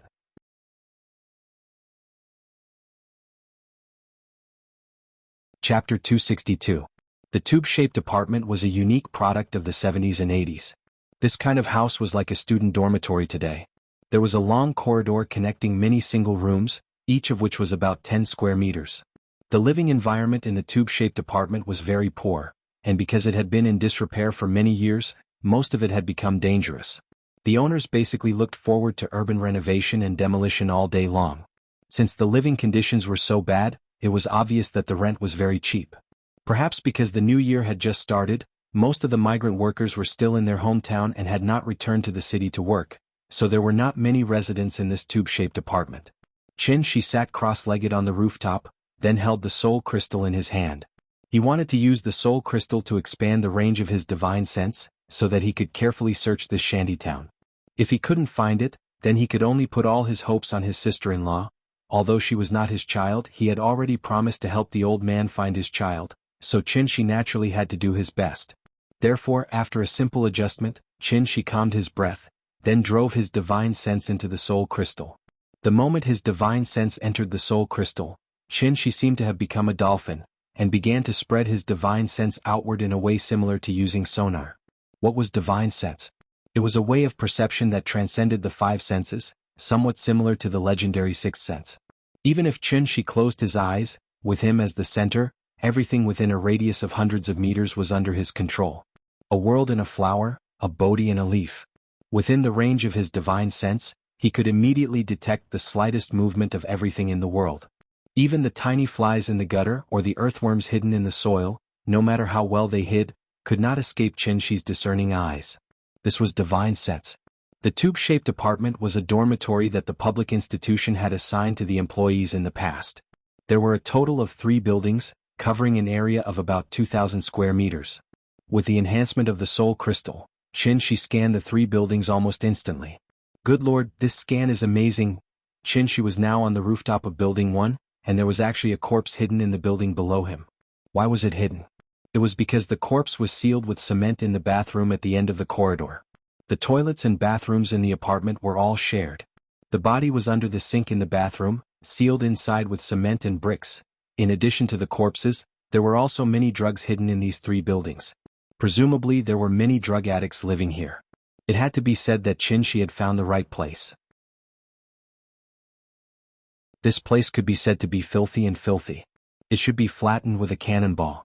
In addition to the corpses and drugs, in an inconspicuous room at the corner of the top floor of building number 3, Qin found more than a dozen children who were hidden by the human traffickers. Among these children, the youngest should only be 1 or 2 years old, and the oldest should be 6 or 7 years old. In addition to the children, there was also a girl who was about 16 or 17 years old. It was obvious that these human traffickers had abducted humans as well as children. How long had it been since the Chinese New Year? Looking at the situation, these bastards must have made a fortune during the Chinese New Year. After all, according to the market price, the total value of these children and young girls added up to more than 700,000 yuan. According to the Central Guang Night News, according to different statistics, the number of missing children in Wuxia every year was about 200,000 and only 0.1% of them were found. If calculated according to the average market price, then this was really an industry with a production value of over 100 million yuan. The granddaughter of the old couple was called Ting Ting. Because Nian had just come to Aunt Zhang's house, she had not played with Ting Ting yet. Ting Ting was among the children. Perhaps it was because she had just arrived, but she was in good spirits and was struggling particularly hard. The children were abducted, so the human traffickers naturally would not provide them with good food and drinks. In the eyes of the human traffickers, these children were valuable goods, so in addition to tying the children's hands and feet firmly with ropes, the human traffickers also used towels to gag their mouths. The children were lying on the ground crookedly. Even if they could not speak, they still kept making woo-woo sounds out of fear. Because they cried so hard, one of the children's eyes were so swollen that only a slit was left. This scene made Qin very uncomfortable. After all, he also had children. If someone tied Nian up and threw her on the ground like this, he really could not imagine what a father would do in a rage. Therefore, the moment he saw this scene, Qin expressionlessly withdrew his divine sense, then got up and flew to building number 3. There was only one adult in the room, a woman in her 30s. The woman seemed to be in a good mood. At this moment, she was squatting next to the pitiful young girl, and holding the young girl's chin with one hand and taking photos with her phone with the other. Looking at this situation, she seemed to want to sell this young girl for a good price. Qin flew to the top of the room where the children were locked up, but he did not immediately act. Instead, he sat cross-legged on the rooftop. He was waiting. Waiting for the woman's accomplice to come back. As a family, the most important thing was to be neat. Qin sat patiently on the rooftop. It was not until around 6 o'clock in the evening that the woman's accomplice came back one by one. When all the human traffickers gathered on the first floor to prepare for dinner, Qin realized that this human trafficking organization was much bigger than he thought. They rented this building, and it seemed that there were at least 20 to 30 people, men and women, old and young. Among them, the youngest should be around 20 years old. They should all be from the same village, earning money together and committing crimes together. They usually lived in this cheap tube-shaped building, and then they would wander around in groups of 3 to 5 in the name of working. Once they found a target, they would start to plan the operation. Some were responsible for scamming, some were responsible for robbing, and some were responsible for keeping watch, scouting, and logistics. Although they were small, they had all the essentials. Among these children, some were caught before the new year, but they did not choose to ship the goods during the new year. Instead, they chose to ship the goods after the new year. Moreover, when they shipped the goods, they divided them into several batches to avoid being caught by the police. They were very experienced in committing crimes. Qin was also very patient and waited quietly for more than 3 hours. It was not until 10 o'clock in the evening when 8 or 9 people came back that he stood up and slowly stretched. It should be about time.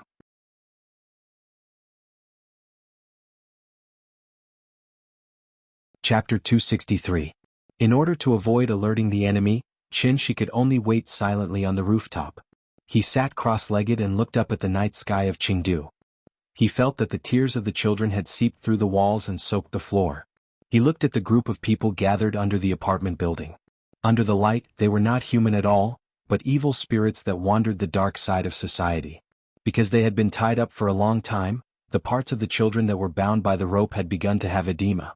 When Qin saw this scene, he could not help but feel sorry for these children. How old were these children? They were treated like livestock. How much damage would this cause to the children's young hearts? As a human being, at the very least, Chinshi did not see any kindness in these human traffickers. Many people always wondered why the human traffickers had their own families. They worked hard just to better take care of their families, but they still did such a heartless thing.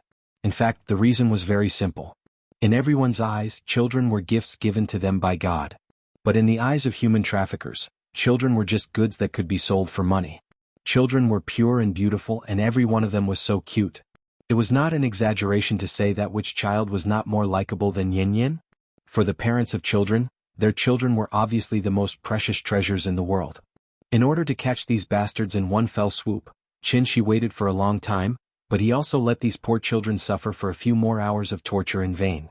But fortunately, all of this should end. Like a phantom in the dark, Chinshi's figure suddenly disappeared from the rooftop. When he reappeared, he was already outside the door of the room on the top floor where the children were locked up. It was still the woman in her 30s who was guarding the children. And why was the man not allowed to guard the children? Obviously, it was because there was a little girl here. As a man, there were always times when he could not control himself. This little girl was going to be sold for money. If she was accidentally broken, who would be willing to spend money to buy her? Therefore, in human trafficking organizations, it was usually women who guarded the goods. The door was not locked, and the woman was sitting on a chair not far from the door. She was watching a TV series on her phone. The moment Chinshi pushed the door open, the woman heard the sound of the door opening. However, she seemed to be engrossed in watching, so she didn't even raise her head as she spoke in a rather difficult dialect. Chinshi didn't pay attention to her, but looked at the children sitting on the ground. It was probably because they were tired from crying that the children were already asleep. Only the little girl who heard the sound of Chinshi opening the door immediately raised her head and looked outside vigilantly. There was only an old light bulb in the room. Under the dim light, the sudden appearance of a strange man made the girl shrink back in fear. The little girl's movements made a rustling sound. After hearing this sound, the woman in the room finally raised her head impatiently and directly shouted in Chinshi's direction. She thought it was a pervert who wanted to take advantage of this little girl. This kind of thing happened more than once, so she didn't care at all, but she didn't expect that after looking up, she found that she didn't know the man in front of her at all. The woman was stunned. She was stunned for a second or two. Then her eyes suddenly widened and she was about to scream. But at the moment when she was about to scream, Chinshi suddenly stretched out his arm, and the invisible true spirit suddenly clasped the woman's neck like an iron hoop. "Want to call for help?" The two were at least 2 meters apart. Chinshi just grabbed in the air, and the woman was suddenly lifted from the chair by him like a chicken. The pressure on her neck made the woman almost suffocated, but she still opened her eyes and mouth, trying to make a sound. Seeing this, Chinshi said calmly, "I'll help you." After the voice fell, Chinshi gently waved his arm. The woman's body was like a marionette. Under the pull of an invisible force, she instantly broke the window and flew directly out of the 5th floor. Then the question came. How long would it take for an object to fall freely from the height of a 5-story building to fall to the ground? The answer was, with a muffled sound from downstairs, the entire apartment was alarmed. Like a sudden power outage in the student apartment, screams and footsteps suddenly came from downstairs. This scene happened in front of the little girl, but she stared with her red eyes as if she didn't come back to her senses at all. Seeing her silly look, Chinshi couldn't help but smile at her. Then he gently snapped his fingers. "Go to sleep, you'll be fine when you wake up." Under the effect of the meditation spell, the little girl leaned weakly against the wall, and her consciousness became more and more blurred. She tried hard to remember the appearance of the man in front of her, but the strong sleepiness made her instantly fall asleep. After the little girl fell asleep, Chinshi turned his head to look at the child in the room. After cutting all the ropes with his true essence, he turned and walked out of the room. 30 to 40 people ran wildly in the apartment, and the floor made a bang-bang sound as they stepped on it. Listening to the gradually approaching footsteps, Chinshi sighed rather helplessly. It would be great if he could just slaughter all of these scumbags, but he couldn't do that.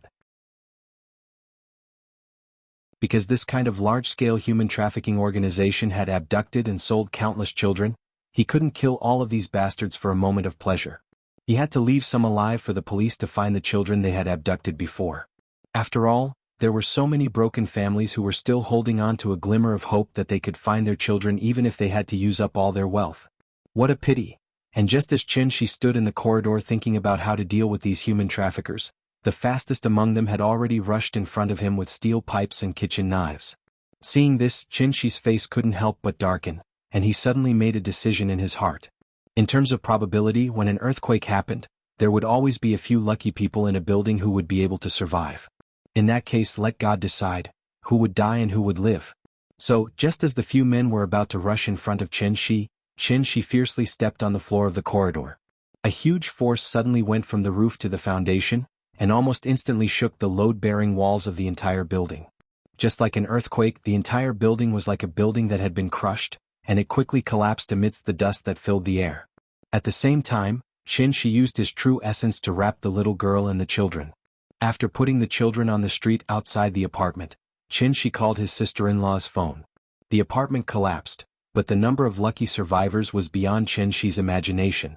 This also made him sigh. These bastards' luck was actually so good? Did the heavens have eyes?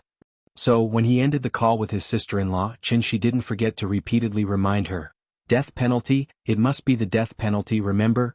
Good will be rewarded with good, evil with evil. If there is no justice in heaven, I will.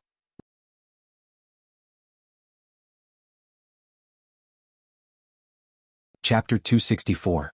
The next morning. The whole family was sitting around the dining table, happily eating breakfast. At this moment, the morning news suddenly broadcasted a news flash. Last night, the Chengdu police cracked a huge case of baby trafficking. They arrested 37 suspects and rescued 16 babies.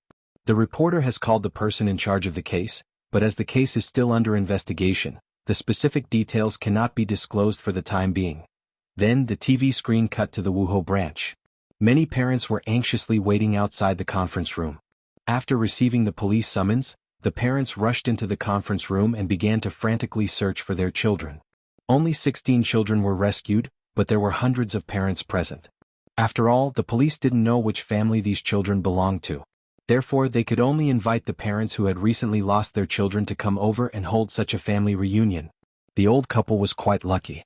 The first thing they saw after entering was their granddaughter, Tingting. The two elders quickly walked to Tingting. When they saw the abrasions and edema on the child's body, the old couple could not help but cry on the spot. These were tears of joy and at the same time the joy of surviving a disaster. The old couple hugged their granddaughter and cried for a long time. After their emotions had calmed down, they went to the side and began to register under the guidance of the police. The image came to an abrupt end. The camera cut back to the live broadcast room. After a few simple comments, the host smiled and began to broadcast the next piece of news. News always reported the good news and not the bad news. And this reunion was no less than a second blow to the parents who had lost their children. It was fine if they found them, but what if they could not? As the saying goes, the greater the expectation, the greater the disappointment. They came to the reunion with unlimited expectations, but in the end they could only watch as others found their children, while their own children were still nowhere to be found. How strong did one have to be able to endure such endless torment?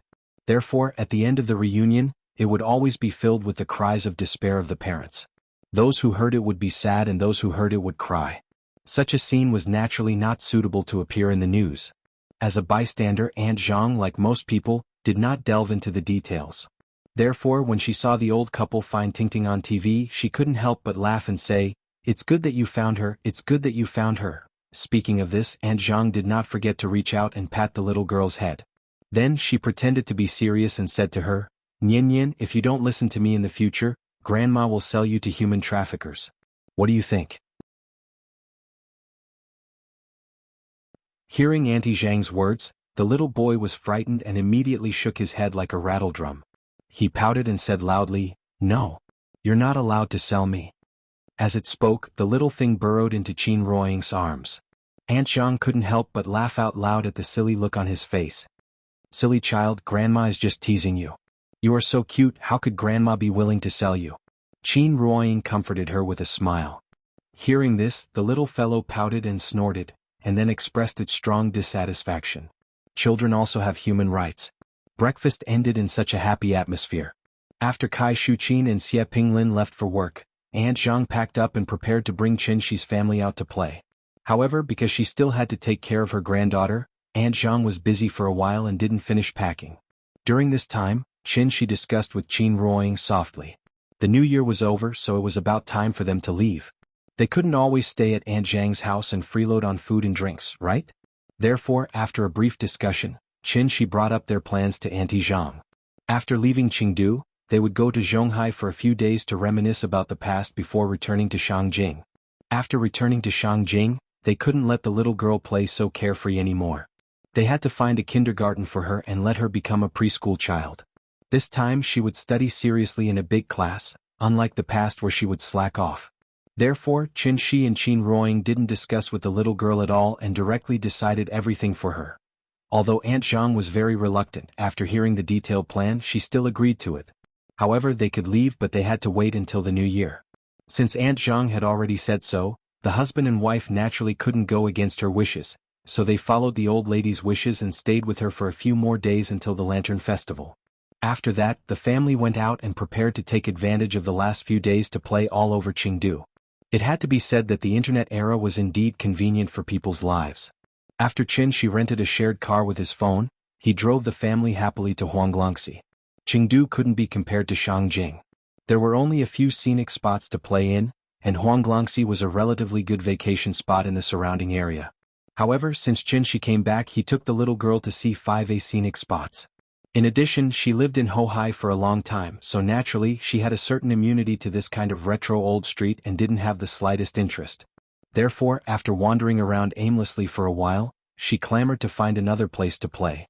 Qin Shi had no choice but to drive her around. It wasn't until Qin Ruoying found out that there was a marine park nearby that the little girl's big eyes finally lit up again. The scale of this marine park wasn't large, but the little girl had never been to a place like this before. After all, there was no harm without comparison. This also made her very happy. Along the way she pointed at the fish in the water tank and asked questions. Why is this fish so big? Why does this fish have feet? Why is this fish glowing? Her understanding of marine life was still limited. As long as it lived in the water, it was a fish. This trip was quite pleasant. Before leaving, Qin Shi bought the little girl a dolphin pillow, which made her smile from ear to ear. Out of the aquarium there was a shopping mall not far away. When the little girl held Qin Ruoying's hand and waited outside for Qin Shi to drive out, she suddenly noticed the shared bicycle next to them.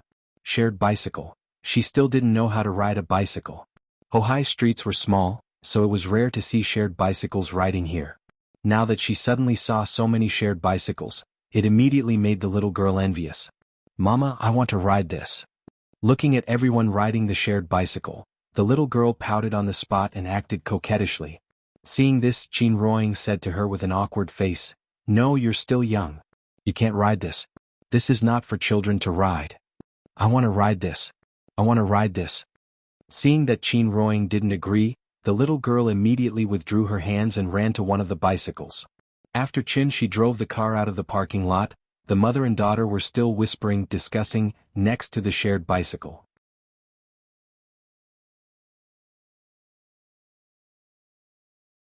Chapter 265. Qin Shi drove the car out of the parking lot. Just as he turned the corner, he saw the mother and daughter who were discussing. The wife was dignified, elegant, and charming. The daughter was innocent, lively, and cute. For a father, this scene might be the most beautiful scene in the world. Qin Ruoying didn't notice that Qin Shi had already driven the car out. She was still trying to persuade the little guy to give up riding the bicycle. However, the little guy was now completely carried away. He didn't listen to his mother's words as usual. Seeing that his mother didn't help him, the little guy ran to find a small yellow bicycle, and then stood aside thinking about how he should sit on it. The yellow bicycle was the shortest bike in the shared bicycle, but even if the saddle was the shortest, it wasn't something a 5-year-old child could play with. Looking at the pedestrians coming and going on the shared bicycle, the little guy directly sat on the horizontal tube in the middle of the yellow bicycle. Then he raised his hands and tightly grabbed the handles on both sides. In fact, it wasn't right to say that it was a horizontal tube, because the yellow bicycle was a low-span bicycle. This kind of shape was generally configured for women's bicycles, and women's bicycles naturally couldn't have a large horizontal bar like the old bicycle, so even a child of a few years old could easily ride it. Of course, the premise was that the child could ride a bicycle. After the little guy strained his legs over the horizontal tube, he sat on the horizontal tube, and then used his 2 short legs to step on the ground and tried to move the bicycle. Not to mention that the bicycle wasn't unlocked. Even if the lock was unlocked, whether the little guy could hold on and not let the bicycle fall was a problem. So for a child, the shared bicycle really wasn't a toy, but was very likely to be a weapon. Seeing this, Qin Ruoying could only sigh deeply, and then the expression on her face became serious for the first time. It seemed that he was going to flip out. She was also forced to have no choice. After all, in front of the child, one had to play the good cop and the other had to play the bad cop, right? She spoiled the little guy so much, so the annoying thing of playing the bad cop was not only done by her. Qin Ruoying, who had always been dignified and elegant, was now going to flip out at the child on the street. Presumably, this was one of the compulsory lessons for the goddess after she became a married woman. However, just when Qin Ruoying was about to flip out, a horn suddenly sounded from the street next to them. Qin Ruoying looked back and saw that Qin had already driven to their side. After seeing Qin Ruoying's helpless expression, Qin immediately understood what had just happened. So, he quickly rolled down the window and then shouted at the little guy who was still trying to ride, "Nyin Nyin, do you want to go to heaven?" After hearing his father's call, the little thing immediately looked up at Qin and grinned, "Papa, this is fun. I want to ride." As she spoke, she twisted the bell on the bike, but the more she twisted it, the more energetic she became. At this time, Aunt Zhang, who was sitting in the back, could not stand it anymore, so she said to Qin, "Why aren't you going to carry her back? Look at how you've spoiled her." Qin was inexplicably scolded, and he did not know whether to laugh or cry. Just when Qin opened the door and got off, Aunt Zhang did not forget to remind him, "Be careful, don't let her fall." It could be seen that Grandma really had a sharp tongue but a soft heart for her granddaughter. After giving Qin Ruoying a look, Qin quietly went behind the little guy, and then, when she was not paying attention, he lifted her up by her armpits. If it was in the past, the little guy would be overjoyed to be ambushed by her father, but today she might be relying on this shared bike. Therefore, when she realized that she was being carried away by her father, the little guy burst into tears on the spot. Before Papa and Mama got angry, the little guy was the first to flip out. The sudden crying almost scared Qin, so he quickly touched the back of her head and comforted her. Nyin, don't cry. You're so young so you can't ride a shared bike. Papa will ride with you in the future, okay?" Hearing this, the little guy cried even louder. What should they do? The couple could not help but look at each other, and neither of them hardened their hearts to play the role of the good cop. At this time it was natural for the elderly to step in.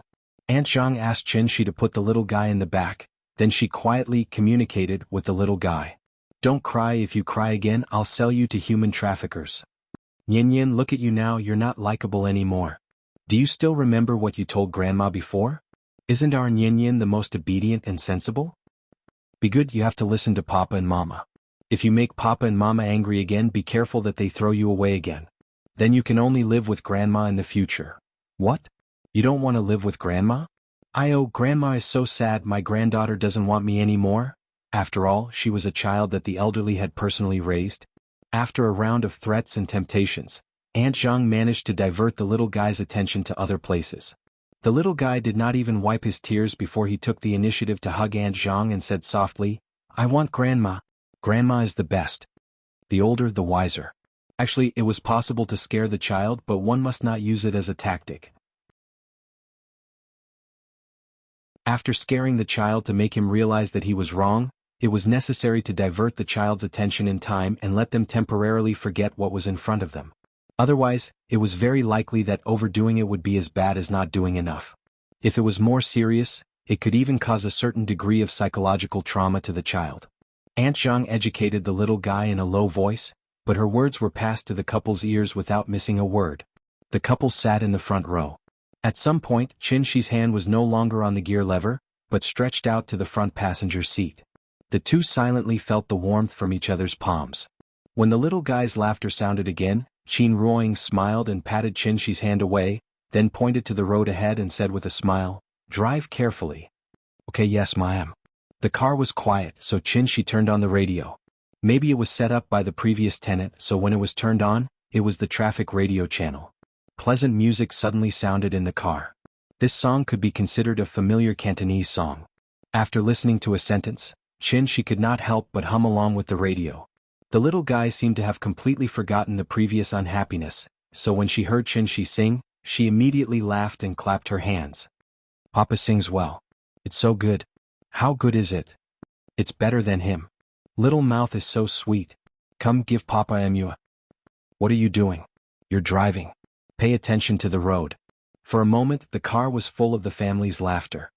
Hard to leave, I want to hold on tight. The vast life is like the wilderness, like a child can lean on his father's shoulder who wants to get off the car. There are always some things that are hard to leave. Common sense is so inescapable. No matter how cold the world is. Thinking of this bicycle, there is still happiness to be borrowed.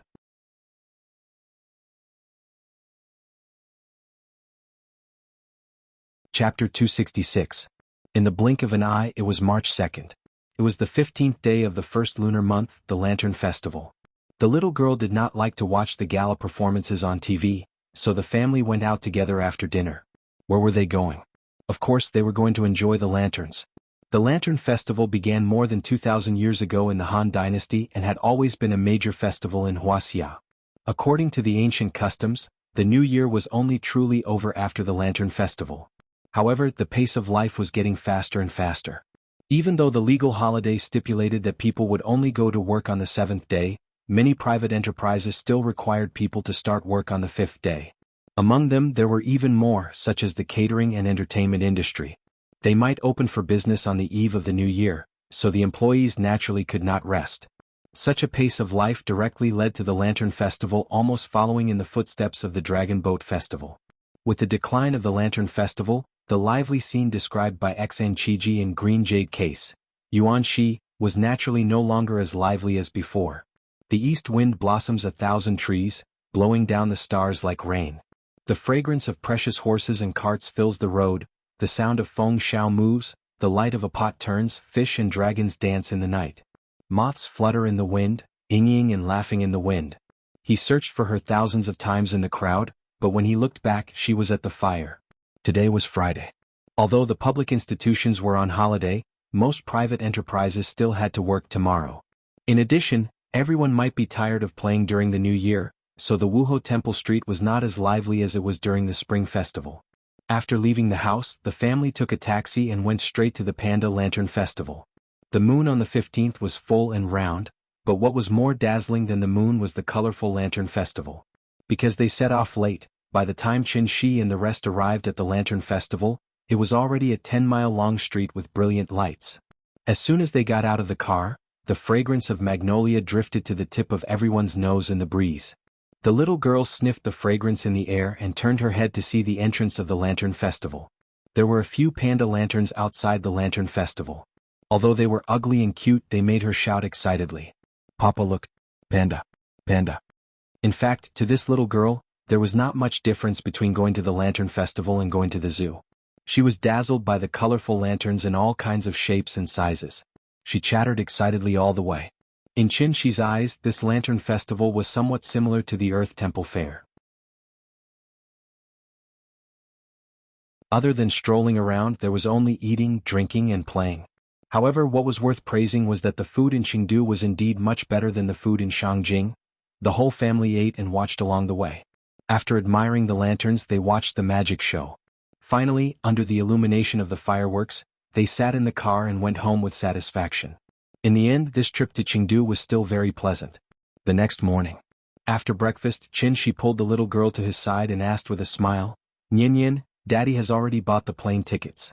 We'll fly back to Zhonghai later and visit our old home, okay?" "All right." The little thing's eyes lit up at the mention of taking a plane.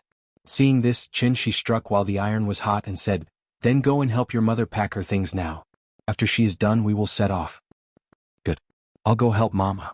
Everything went smoothly.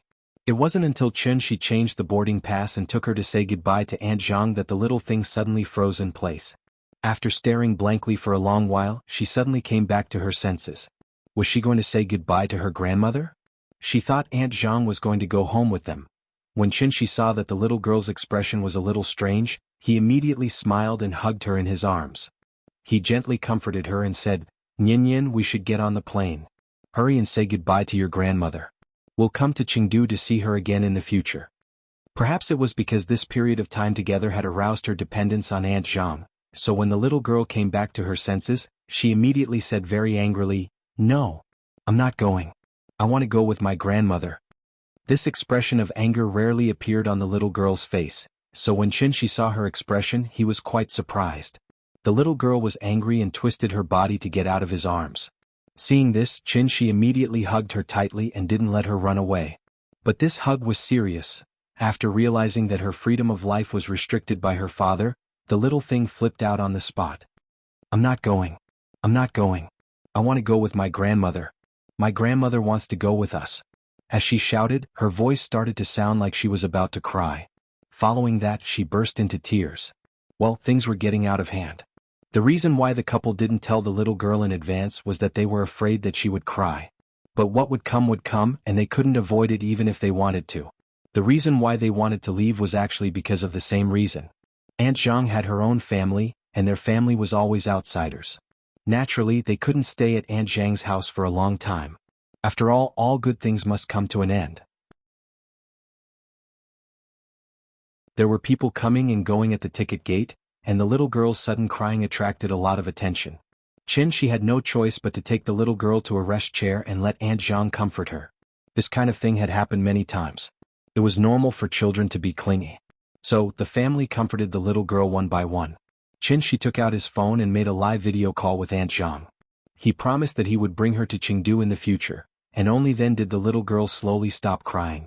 But she still didn't want to be separated from Aunt Zhang. She lay in her grandmother's arms without saying a word, as if she had been wronged.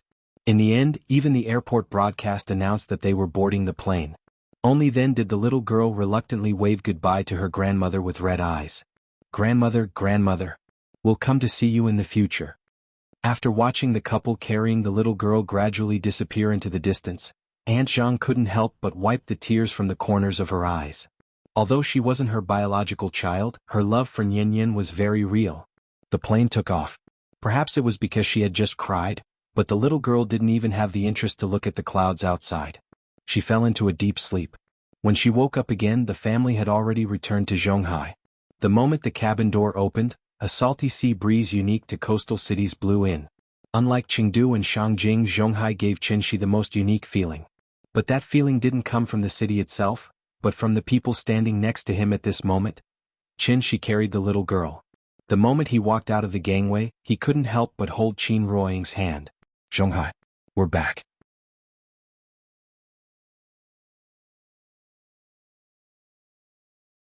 Chapter 267. As soon as the family got off the plane and walked into the terminal, it began to drizzle. Just a moment ago the sky was clear, but now it suddenly became drizzling. And this sudden spring rain seemed to be a ceremony to welcome the return of their family. Perhaps it was because she had slept on the plane, so when the little guy got off the plane, his lively and energetic appearance came back. Therefore, the little thing did not ask Qin to hold her. Instead, she jumped and ran in the corridor with her short legs. Seeing her excited look, the couple quickly followed behind her, hand in hand. If they ignored the little girl in front of them, the two of them now looked like a couple who came to Zhonghai for their honeymoon. It was impossible to tell that they were an old couple with a 5-year-old child. The little girl ran and jumped. After running for a while, she made a sharp turn and directly lay in front of the floor-to-ceiling window of the terminal. Then she looked at the planes in front of her and said excitedly, "Papa, look! That plane is running." Qin came to the little girl's side. After touching her head with a smile, he put his hand on her back and pushed her out step by step. While walking, Qin asked with a smile, "See, didn't you just get on the plane? How do you feel?" The little thing seemed to like being pushed by her father, so she leaned back and did not fall down because of the support of Qin's palm. Then she lay on Qin's palm. Then, under the push of Qin, like a master, she slowly walked forward with her short legs. "I like it. I like to fly." Looking at the bright smile on the little girl's face, Qin could not help but look at Qin Ruoying and smile. This child is so likable. The airport was so big that it took more than 10 minutes to walk out of the station. Even though there was a sidewalk elevator, the little thing was still tired of standing, so she turned around and raised her hands to Qin. Without needing her to say anything, Qin immediately squatted down and then hugged her in his arms. The higher one stood, the further one could see. Therefore, when she sat in Qin's arms, she pointed to exit 3 and asked in confusion, "Papa, what are they doing?" Qin looked in the direction the little fellow was pointing and saw 2 rows of burly men in black suits standing in front of the gate of the number 3 exit. That murderous aura was like that of a gang welcoming their boss home at the entrance of a prison. "He should be here to pick me up." "What's that?" "Let me give you an example. Let's say you take a plane to Chengdu alone. Grandma is afraid that you won't be able to find your way, so she comes to the airport to pick you up in advance. This is called picking you up? Oh, the little fellow nodded as if she understood. Then she asked doubtfully, then who's coming to pick us up today? We don't need anyone to pick us up because we're going home now, not to Grandma's. Hearing this, the little fellow pouted and seemed to want to ask something, but she pinched her little face and decisively stopped this topic. Nowadays, stars like to pose for photos at the airport. As the fashion capital of Wuxia, there were stars coming to Zhonghai Airport to pose for photos every day. This also led to many fans waiting at the airport for a long time, just to take a photo with their favorite stars. At least 20 or 30 men in suits stood at the number 3 exit. There was a murderous aura there which naturally made ordinary people dare not approach. Therefore, even though the other exits were about to be lined up, the number 3 exit was still a scene of sparrows. This abnormal situation also attracted the attention of a large number of professional fans. Although they did not dare to approach, they still carefully surrounded the number 3 exit with their mobile phones, wanting to see which big shot was coming. Chen Shi's family was not people who liked to join in the fun, so after getting off the escalator, Chen Shi and Qin Ruoying directly turned a corner and walked to the number 4 exit in front of them. At this moment, a voice suddenly sounded from behind them. Mr. Chen, you're back. Chen Shi looked back and saw Su Wei with an old face running toward him with great enthusiasm. Mr. Su, what are you doing? Hey, I just got off the plane and saw you, so I wanted to come over and say hello. After all, you're my savior. Oh, okay, I've said hello, you can go do your thing. After that, Chen Shi held the little fellow in one hand and Qin Ruoying in the other and prepared to leave. When Su Wei saw his posture, he suddenly became anxious, so he quickly ran to him and continued to say, Mr. Chen, you see, this is fate. You haven't called a taxi yet, right? Why don't you let me give you a ride? While speaking, Su Wei bowed to Chen Shi and made an inviting gesture. Chen Shi stopped, but he did not look at Su Wei. Instead, he turned his head and looked behind him. Ning Zhonghua was standing not far behind him. After going through thick and thin together, these two brothers had actually become sworn brothers? After Ning Zhonghua saw Chen Shi turn around, he immediately ran over, then smiled at Chen Shi and said, Mr. Chen, long time no see. Chen Shi did not speak.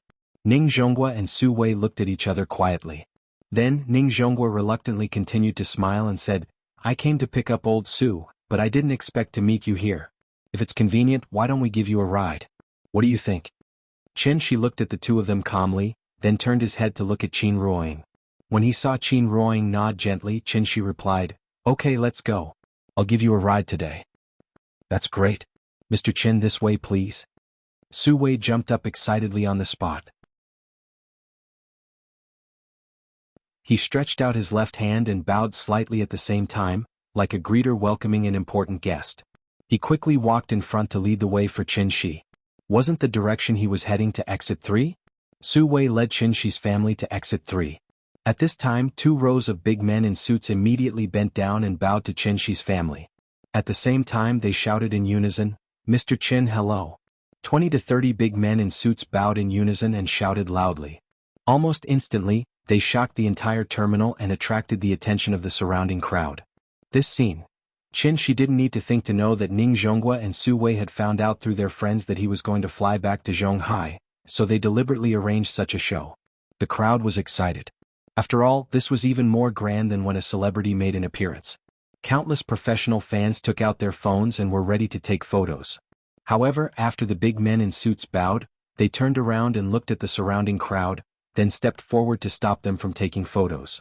Chen Shi frowned slightly, but he did not say anything. However, the little girl in his arms was excited. She was a child, so she always liked excitement. This kind of treatment really made her very excited, so she raised her small hand and waved to the surrounding crowd with a big laugh.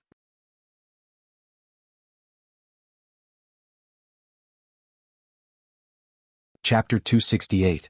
Ning Zhonghua and Su Wei were obviously treating them with the highest standards. Therefore, when Chen Shi and his family walked out of Terminal 3 with Su Wei, the little girl was immediately attracted by the yellow Bentley in front of her. Papa, this car is so long. It was no wonder that she was surprised.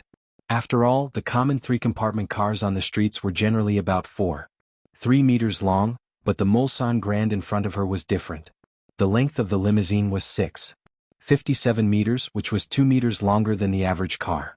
It naturally gave people a very shocking feeling from the side. The luxury car was extraordinary, so its price was naturally not trivial. The price of 35 million yuan was as high as a mansion driving on the road. Su Wei bought this car to receive important guests. After buying it, he had only used it a few times. Today, when he learned that Qin Shi was going back to Zhonghai, he immediately took out this treasure to please him.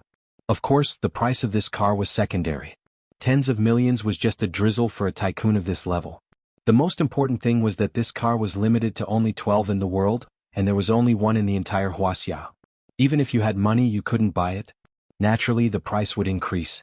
In order to win Qin Shi's favor, Su Wei used all of his tricks. He almost hung a banner at the entrance of the airport parking lot that said, "Welcome Mr. Qin to Zhonghai." Su Wei had completely transformed into a concierge now. He respectfully opened the door for Qin Shi's family. After Qin Shi's family got in the car, he wanted to get in as well. However, at this time, Qin Shi, who was sitting in the car, glanced at him indifferently. Su Wei was very smart. He almost instantly understood what Qin Shi meant, so he quickly found a way out of this situation. He smiled and said, "Mr. Qin, I won't disturb you, I'll sit in the back."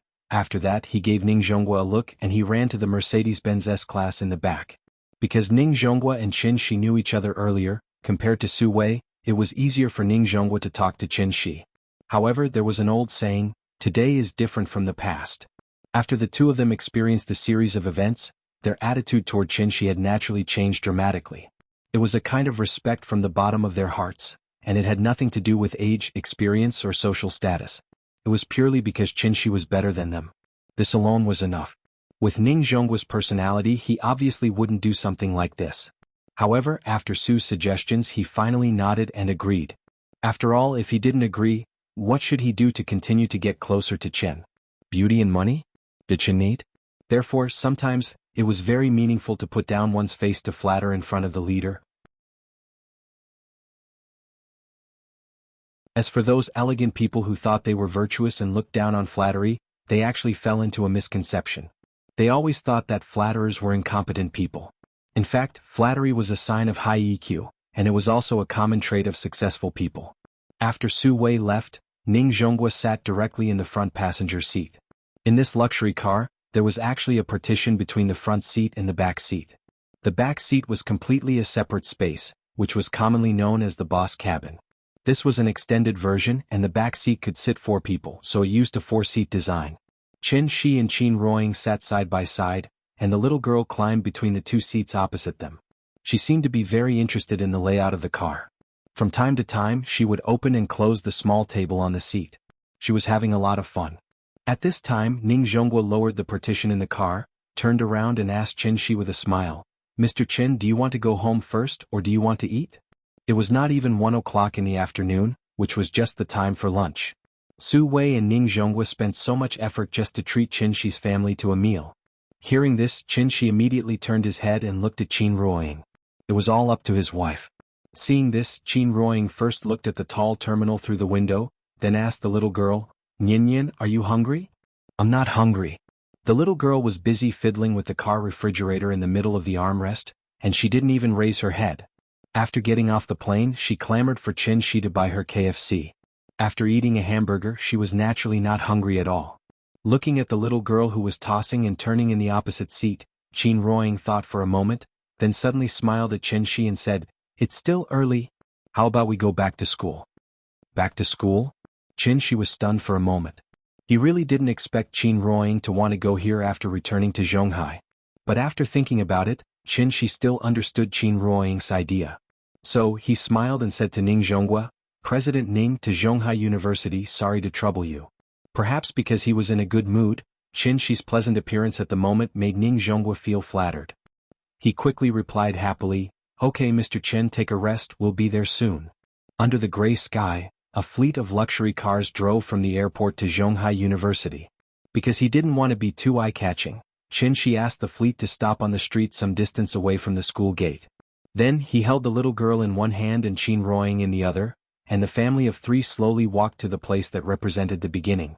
Time flew by and the years flew by. What a blissful year fleeting past. Time did not leave any mark on the couple's faces.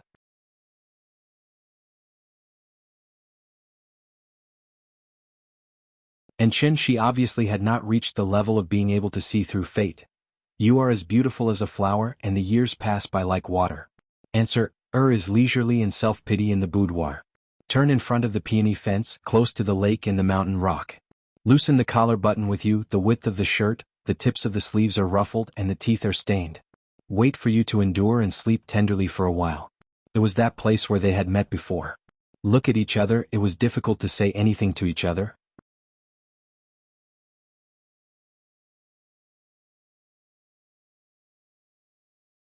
Chapter 269.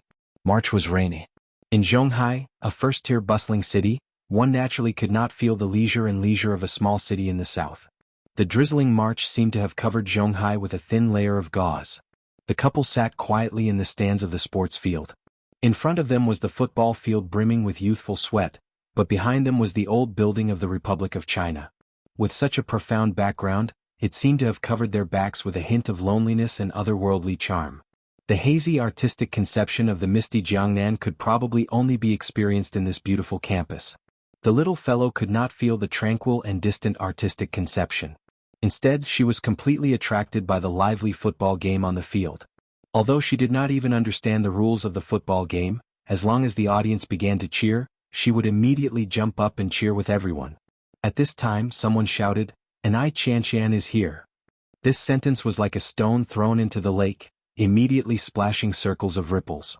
After hearing this sentence, many of the audience immediately stood up and ran out of the sports field.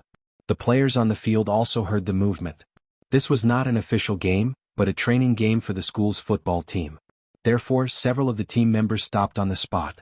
After looking around, they did not even bother with the game and directly ran out of the sports field with the crowd.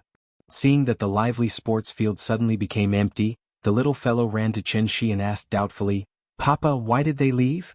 Looking at the little fellow's unsatisfied look, Chen Shi immediately smiled and pulled her into his arms. Then he fooled her. "They are students, of course they are going to class. Yin, do you still remember what teacher Wang taught you before? What should you do after hearing the bell?" She had been to kindergarten before and naturally knew the rules of the kindergarten, so she immediately laughed and replied, "I remember. I want to go to the classroom." Smart. "You see, your brothers and sisters have all gone to class. Do you want to go to class?" Hearing this, the little fellow immediately tilted her head and pondered. After all, there were so many children in the kindergarten. In addition to teaching them singing and drawing, the teachers would also organize them to play games together. In fact, it was quite fun. But if she went to kindergarten, she wouldn't be able to stay by her parents' side all day. Therefore, after serious consideration, the little thing shook its head and said with obvious hesitation, "I don't want to go." When Qin saw her reaction, he immediately knew what was going on. Looking at this situation, if he were to guide her a little after returning to Shangjing, this child would probably still be willing to go to kindergarten. Because many students had left, the field had become much quieter. Without any excitement to watch, this little thing obviously couldn't sit still.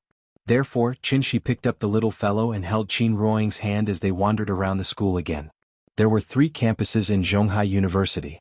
They were currently at the headquarters, which was the old campus. However, even though the old campus was located in the city, it covered a large area. It was more than 3,000 mu, which was more than 2 million square meters. Therefore, it would take at least 1 or 2 hours for the couple to explore the entire Zhonghai University. Anyway, it was still early and they had nothing to do, so they casually strolled around the campus. They didn't take the main road, but chose a small path in the forest. The rain was so light that they didn't even need to use an umbrella, but it was long-lasting. A few drops would fall from time to time, so it still wet the stone path along the way. Walking on such a path in a trance, the deep and distant mood came back. He still remembered that 10 years ago they also walked side by side on this path. Even if there were no words along the way, it didn't prevent them from knocking on each other's hearts. Just like the moral scriptures said, the big voice is silent, the elephant is invisible, and great love is speechless. The family of 3 strolled slowly along the path. After passing through the forest path and walking around the lake, they arrived at the teaching building area. The school was supposed to be a quiet place, but now it was very lively. They didn't know what happened, but many students crowded in the open space outside the teaching building, blocking the surrounding roads. This lively scene naturally attracted the little fellow's attention. "Papa, what are they looking at? I want to see it too." Under the little fellow's constant shouting, she had to lift her up high, and then tried to squeeze in the direction of the crowd. Although most of the vision was blocked by the wall of people, She listened for a while and understood what was going on here. It turned out that there was a film crew here. These days filming was not a rare thing. The main reason why there was such a big commotion was mainly because of the female lead of this film. The female lead was called Ni Qian, and she was a popular female star recently. Her popularity was already very high and she graduated from Zhonghai University, so it was a home field for her. Naturally, the junior brothers and sisters came to support her, which was why there was such a big commotion. Papa, they're shooting a movie? Shooting a movie? The little fellow also heard the discussion around her. When the three words, shooting a movie, drilled into her ears, the little fellow suddenly sat on Qianxi's shoulder as if she had been injected with stimulants. I want to see a movie. Papa, go over a little. I can't see.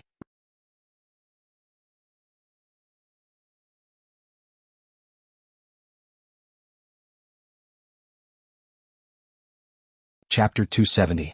Ni Qinyu had changed her name to Ni Qianxian. Last year, due to the broadcast of a phenomenal web drama, she became popular all over the internet. Coupled with the company's support and various resources, she was successfully sent to several of the most popular variety shows. She established a youthful and lovely persona in front of the audience and attracted a large number of fans. Because of this, Ni Qianxian became one of the most popular young actresses and successfully entered the ranks of A-list actresses. Times were developing faster and faster, and so was the entertainment industry. Just like what Andy Zai sang in 17: I shamelessly participated in the challenge when I was 17. Even stars have training classes, it's so refreshing in just 1 year. Andy Zai joined the wireless training class in 1981 and started as a film and television actor. Under the guidance of brother Fa, he started as an extra and entered the music industry in 1986. It wasn't until the early 1990s that he finally gained a place in the music industry with the song, If You Were My Legend. After that, in addition to creating a series of iconic characters on the screen, he also released a number of hit singles such as Thank You for Your Love, Wang Qing Shui, and other classic love songs. Finally, he was promoted to the throne of the Four Heavenly Kings by the Hong Kong media. At this time, Andy Zai had been in the music industry for more than a decade. Almost all of the stars in that era were versatile artists who could act and sing. Many of them were even radio hosts. But now, from the 18th tier to the A-list, it might only take one movie or TV series. Some of them didn't even know how to act. They only needed to be good-looking and participate in a few variety shows to become popular all over the country. This also created a strange phenomenon. Nowadays, stars become popular quickly, but they also become popular very quickly. A few years ago, the little fresh meat that was in the headlines almost every day was forgotten in just 2 or 3 years. Ni Qianxian knew the cruelty of the entertainment industry. Since she finally became popular, she naturally wanted to seize this opportunity. Therefore, she tried her best to maintain her popularity. Therefore, she suggested to the director that the shooting location be her alma mater. She also wanted to use this opportunity to make another wave of headlines. No matter what, Zhonghai University was still one of the top 10 universities in the country. Ni Qianxian's academic qualifications allowed her to beat the other illiterates in the entertainment industry, earning her the title of Goddess of Academic Qualifications. The reason why Qianxi was able to call out Ni Qianxian's real name was because this little girl who appeared to be in her early 20s was actually an old auntie, from the same batch as them. For an idol artist who relied on her looks and personality to attract fans, age was obviously a scary thing. After all, Qin Ruoying, who was the same age as her, was already a mother of a 5-year-old child. On the other hand, Ni Qianxian still had to play the role of a pure and lovely girl in front of the public. This kind of situation where his appearance did not match his actual age was really suspicious. Would she show symptoms of schizophrenia? Because of the little girl's protective talisman, the students forcibly made room for the family of 3 in the front row. After hearing Qianxi's words, Qin Ruoying immediately looked in the direction that Qianxi was pointing at. It's really her Ni Qinyu? She's a big star now? Ni Qianxian and Qin Ruoying were students of the same major, so they usually saw each other frequently. Although their relationship was not considered close, after so many years after graduation, suddenly meeting an old classmate of hers naturally gave people a sense of closeness. Ni Qianxian had only entered the entertainment industry after graduating from university. She could be considered to be one of those talented people. After acting in a web drama, her acting skills had improved rapidly. Now that she was acting in a movie, no one could find any fault with her. The scene was very simple.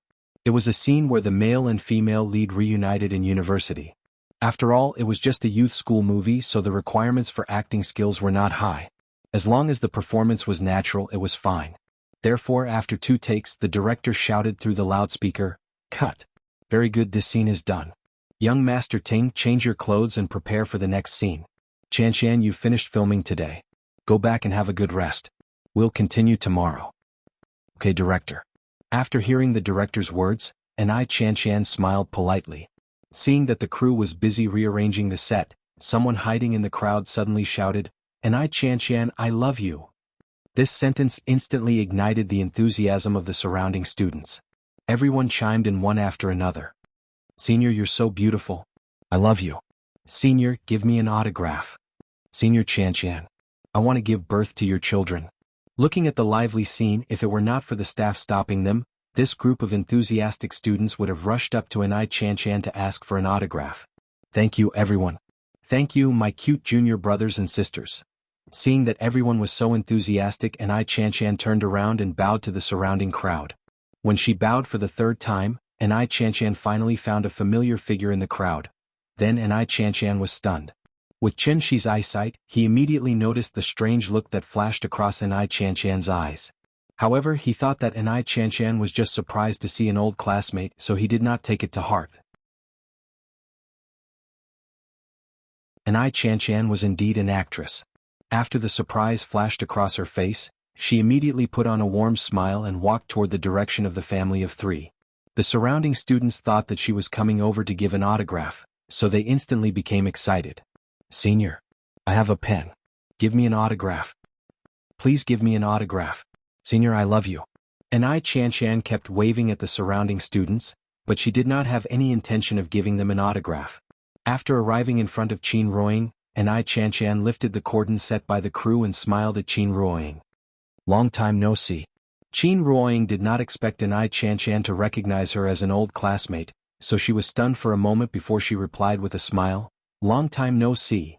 As the crowd was too excited, after a simple greeting, Anai Chanshan gestured for Chen Shi's family to follow her in. Seeing this, the couple could not help but look at each other. Anai Chanshan then led them through the cordon and followed her to the temporary resting area set up by the crew. There were originally a few crew members resting in the resting area, but when they saw Anai Chanshan coming over, they very consciously retreated. After inviting Chen Shi's family to take a seat, Anai Chanshan then looked at the little girl in Chen Shi's arms and asked, "Is this your daughter? How old is she?" "Almost 5 years old." Qin Ruoying replied politely, then turned to the little girl and said, "Nian Nian, greet Auntie." Hearing this, the little girl immediately greeted Anai Chanshan sweetly, "Auntie." "Good girl." After a few simple pleasantries, the 2 of them fell silent. They did not seem to know what to talk about with each other. After all, the 2 of them were not very close when they were in university. They could not even be considered friends. They were probably classmates who would greet each other when they met on the road. The reason why Qin Ruoying felt that Anai Chanshan was very close to her was because they had been classmates for a long time. Chen Shi and Qin Ruoying were originally not in the same major, so naturally he and Anai Chanshan were even more distant. Therefore, Chen Shi simply sat beside the little girl and played with her, leaving the space for them to catch up. Anai Chanshan was silent for a while. Then, as if she thought of something, she suddenly smiled and said, "Ying, do you mind if I call you that?" "I don't mind. Do you know? When I first saw you, a very popular online song suddenly popped up in my head." What song?" "School Bell."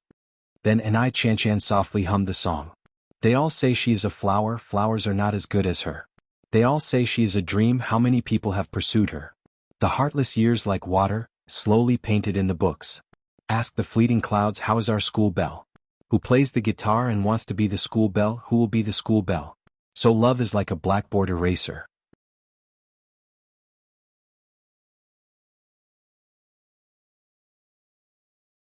Chapter 271. Anai Chanshan simply hummed a few words. Her voice was very pleasant and it seemed like she had learned to sing before. Therefore, such a seemingly vulgar online song had a different flavor under her interpretation. Looking at Qin Ruoying's puzzled expression, Anai Chanshan suddenly smiled and said, "Ying, 10 years have passed and you're even prettier than before. You're indeed worthy of being the campus belle of our batch." Qin Ruoying smiled and shook her head when she heard that. She turned to look at the little girl in Chen Shi's arms and replied, "I can't afford to be called that. You, on the other hand, are now a big star and the juniors outside are all your fans." And I Qian looked at the crowd outside the resting area and a faint smile flashed across her face. Ever since she became popular, the feeling of being the center of attention had always lingered around her. From the initial discomfort to the current calmness, and I Qian had a very rich psychological experience. She was now like a goddess standing on the clouds. This gave an I Qian a lot of confidence. For example, when she faced the goddess in front of her who once made her feel ashamed, and I Qian could not help but feel pity for her.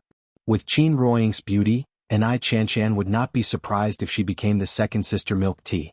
However, she still married the poor guy that everyone looked down on and even gave birth to a daughter for him. Although their family seemed to be very happy now, such an ordinary life was definitely not what an I Qian wanted. What a pity. And I Qian felt pity for Qin Ruoying because she had been in the entertainment industry for many years and had a pair of discerning eyes. Just like Tang Wei's character in When Beijing Meets Seattle 2, and I Qian could easily determine the total value of Qin Ruoying's clothes with just a casual glance. Qin Ruoying didn't wear any jewelry or watches. Although the simple gray coat looked like it was custom-made, it still couldn't hide the rough workmanship of the coat itself. A conservative estimate was that she was only worth 500 yuan from head to toe. Looking at Chen Shi and the little girl, they were also dressed in cheap clothes. If a man was really capable, he would obviously not mistreat his wife and daughter. Therefore, an I Qian came to a conclusion. The family of three in front of her was not very rich and might even be a little short of money. As the saying went, a woman should be raised well. Although Qin Ruoying still looked glamorous now, what would happen in a few years? Women needed maintenance and maintenance needed money. Perhaps she would only truly understand these principles when she grew old and exhausted the beauty bestowed upon her by the heavens. In order to avoid looking down on others, and I Qian also asked about Chen Shi and Qin Ruoying's current work situation during the chat.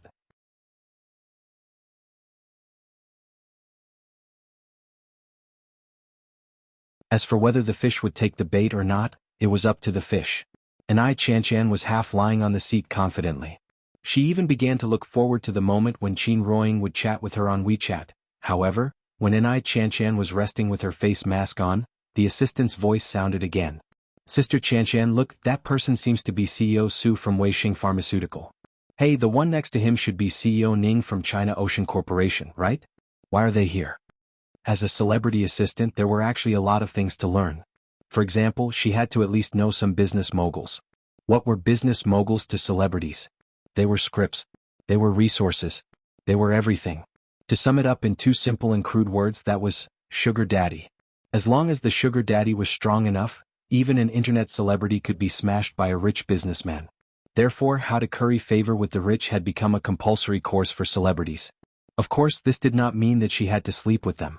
Businessmen were after profits. A movie was worth hundreds of millions of investment. Did she really think that she could become the female lead just by sleeping with the financier? How could it be that simple? Businessmen would definitely not do a losing business. It was not easy to get a rich businessman to invest in her new movie. It was obviously a very effective way to make her presence known in front of a rich businessman. Therefore, I Qian immediately sat up from the chair. After making sure that she was not mistaken, she pulled off the mask on her face and quickly shouted to her assistant, "Where's my bag? Quick, quick, let me touch up my makeup." The minivan was parked in a parking space not far from the school gate. Then I Qian started to touch up her makeup in the car. But just as she was in a hurry, something happened that left her flabbergasted. The two top business moguls in Zhonghai were like concierge at this moment. They quickly ran to Chen Shi's family, bowed and asked for instructions, and escorted Chen Shi's family to the Bentley Grand limousine. At this moment, I Qian was completely stunned. An indescribable feeling suddenly surged from her heart, and immediately, her face became rosy like a ripe rose. And this feeling of blushing, she had not experienced this for many years. The assistant saw that I Qian was still in a daze, so she could not help but remind her, "Sister Qian, they seem to be leaving." Hearing this, I Qian suddenly trembled as if she had been electrocuted.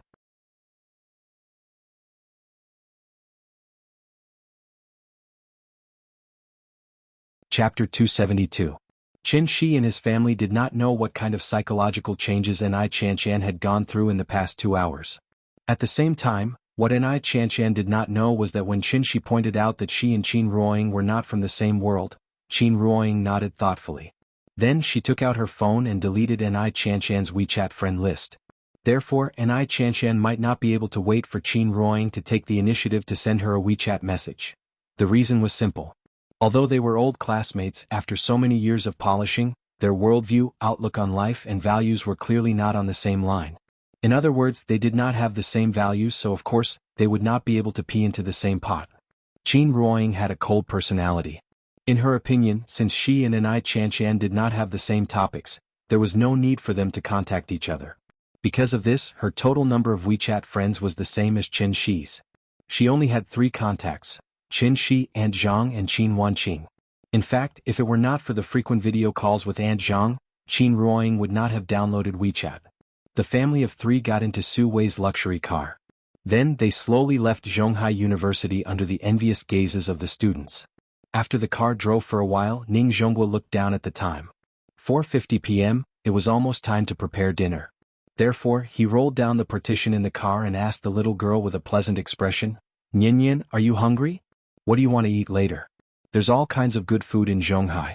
Uncle will take you to eat the best food today, okay?" Perhaps it was because they had just discussed the strategy, but Ning Zhonghua now focused all his attention on the little girl. He finally understood what was going on.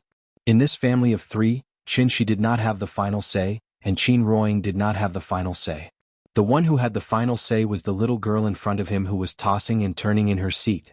After hearing Ning Zhonghua's words, the little thing pouted and began to think. She wasn't hungry yet, but she still wanted to eat something. Therefore, after touching her little belly, the little girl said proudly, "My papa's cooking is the best. I like to eat papa's food.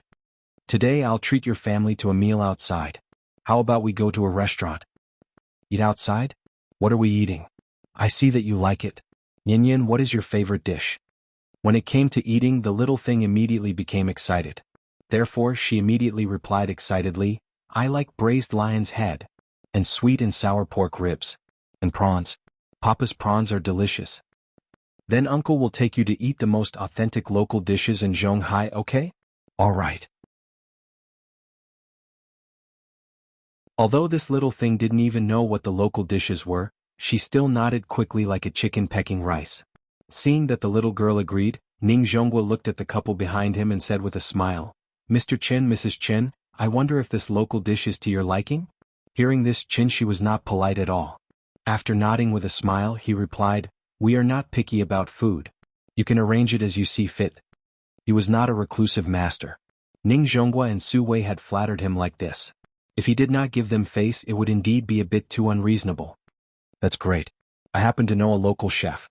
His braised lion's head in brown sauce was the champion of a cooking competition. I think this child will definitely like it." Then the luxury motorcade headed by Bentley and Mercedes-Benz S-Class drove to Dianjiang Avenue. After arriving at the destination, Qin Shi found that Ning Zhonghua and Su Wei had already arranged everything. Tonight's dinner was not at a restaurant but on a yacht. "Papa, look. So many boats." After the little girl came to the dock, she pointed at the yachts outside the dock and shouted excitedly. Although she had been on a luxury cruise ship, she still couldn't figure out the difference between a big ship and a small ship, so she could only use a small ship to call a yacht. What was a yacht? Its positioning was not a means of transportation, but a high-end durable consumer product for water supply and entertainment. What did Ning Zhonghua do? He was the former chairman of the Ocean Voyage Group and the largest shareholder of the Ocean Voyage Group. The cruise ship that Fang Lei used when she got married was rented from the Ocean Voyage Group. Therefore, the large luxury business boat docked at the dock was obviously the place Ning Zhonghua had arranged for this dinner. It could be seen that in order to flatter this person, he and Su Wei had racked their brains. The reason why they chose to eat on the yacht was actually very particular. Once the yacht left the dock, it would become an absolutely enclosed space. In this environment, it was naturally easier to close the distance between people. Don't you see how many secret transactions that can't see the light of day were negotiated on the yacht? For Ning Zhonghua's painstaking arrangement, the couple didn't have much reaction, but the little girl was excited. After all, compared to the cruise ship, the boat in front of her made her feel the charm of the sea more. So, after boarding the boat, she jumped up and down excitedly in the boat. The yacht itself was synonymous with high quality, and the decoration in the cabin was naturally extremely exquisite and luxurious. The couple went straight to the top of the yacht under the leadership of Su Wei and Ning Zhonghua. When Qin Shi stood on the open-air observatory on the top floor, he couldn't help but nod with satisfaction, expressing his satisfaction with Ning Zhonghua and Su Wei's careful arrangement. At this moment the sun hadn't set yet, and the sunlight after the rain was particularly clear, sprinkling on the sea as if it was going to dye the blue sea golden.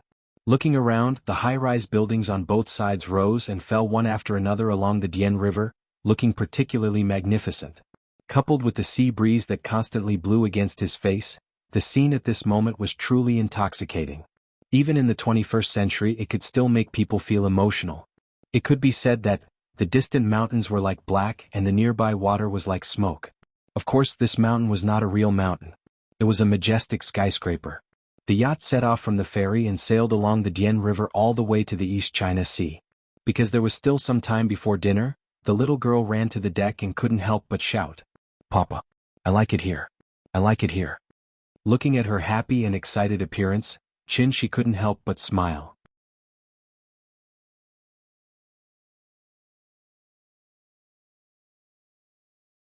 Chapter 273. As the saying goes, one who is unaccountably solicitous is hiding evil intentions. Ning Zhonghua and Su Wei spent so much effort to come up with so many tricks. Obviously, they didn't just want to make their presence known in front of Qin Shi. And this kind of flattery for these two business moguls who were over 100 years old was really a different experience. After all, with their status, even the mayor of Zhonghai had to give them some face. When money and power were no longer life goals, then health and longevity were obviously their last pursuit. Therefore, Qin Shi didn't even need to think to know what the two of them wanted from her. Seeing that the little guy was so happy today, Qin Shi gave them a chance to speak. The moment Qin Shi's voice fell, even with Ning Zhonghua's shrewdness, he still couldn't help but have a flash of joy on his face. Even Ning Zhonghua lost his composure, not to mention Su Wei. Overjoyed, Su Wei's face immediately showed a harmless smile. That smile also made him look like a farmer on the ridge of the fields. Where was his usual decisiveness and decisiveness of a CEO? The two quietly looked at each other. Then Ning Zhonghua coughed twice and put on a slightly awkward expression as he said to Qin Shi, "Mr. Qin, actually it's like this. Life is not like before. Alcohol, women, avarice and anger are the most hurtful. When a person's body is weak, it is easy to get all kinds of diseases. Only when you get sick will you realize the importance of health." Sure enough, it was for the energy pill. Qin Shi leaned on the railing and looked at Ning Zhonghua quietly. Under his gaze, Ning Zhonghua seemed to be under a huge pressure. In just a short while, beads of sweat appeared on his forehead. He was like a primary school student who made a mistake. His voice became smaller and smaller. In the end, Ning Zhonghua couldn't help but lower his head. He didn't dare to look at Qin Shi again. "Ever since the incident last time, the two of us have been following your orders and not revealing any information about you. We told the public that the expert who made the Yamasaro had passed away. But what we didn't expect was that the rumor would become more and more ridiculous as it spread. Now, as long as someone has a difficult illness, they will come to us for help. We don't know how many people we have offended because of this." While Ning Zhonghua was explaining his difficulties in a low voice, the little fellow on the second deck suddenly raised her small head and shouted at Qin Shi, who was standing on the third deck, "Papa! There is a sofa here. Come and sit down." As she spoke, she excitedly patted the deck sofa beside her. The sofa was soft, even more comfortable than lying on a bed. Coupled with the afterglow of the setting sun and the gentle caress of the sea breeze, this young fellow had learned to enjoy the beauty of nature. "Okay, Dad will come down to accompany you." Qin Shi turned around and replied to the little fellow.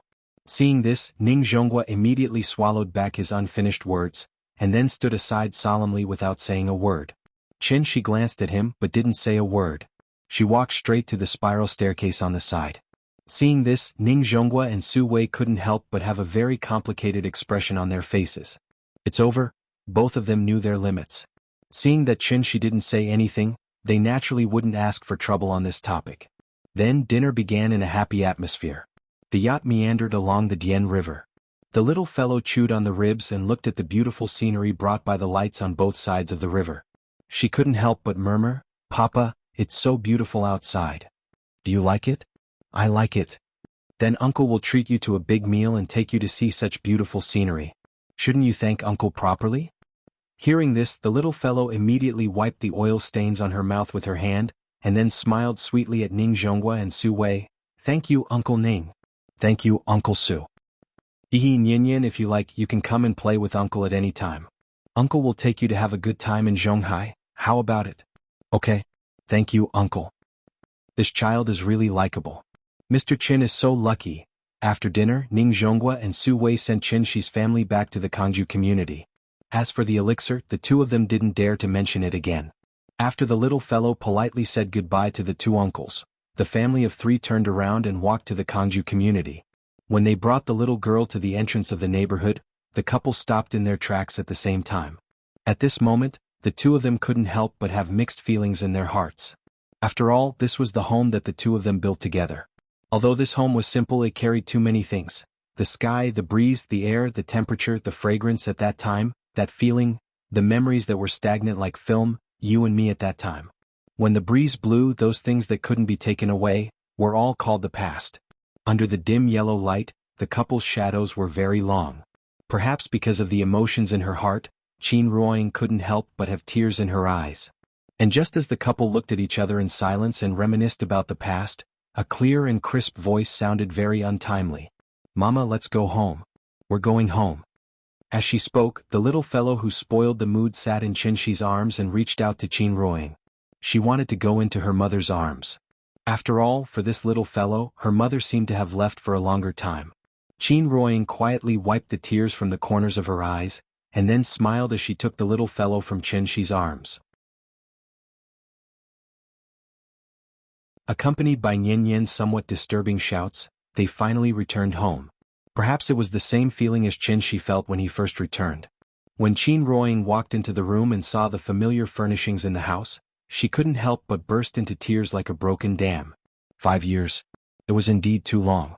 After entering the room, the little fellow ran straight to the TV. After skillfully turning on the TV, she looked back at the door. When she saw her father and mother hugging each other excitedly, she immediately tilted her head and asked in confusion, "Papa, what's wrong with Mama?" Hearing this, Qin Ruoying gently pushed Qin Shi away and wiped the tears on her face. Seeing that she was still adjusting her mood, Qin Shi turned back and said to the little fellow, "Sand got into Mama's eyes. Papa is blowing it for her?" "Oh." The little fellow nodded as if she understood, and then shouted to Qin Ruoying, "Mama, watch cartoons with me." As she spoke, she patted the sofa beside her and motioned Qin Ruoying to come and sit down. "Okay, we'll watch with you." Qin Ruoying wiped the tears from the corners of her eyes, and then pulled Qin Shi to the little fellow's side. The family of three huddled together on the old sofa.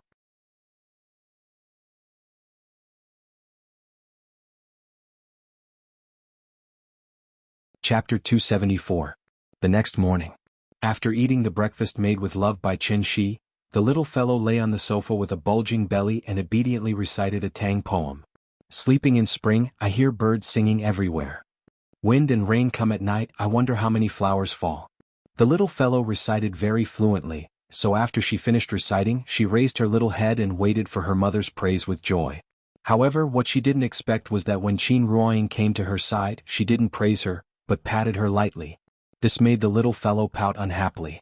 Looking at her aggrieved little face, Qin Ruoying smiled and pinched her little face, then patiently explained, "Nian Yin, when you recite, you have to sit properly.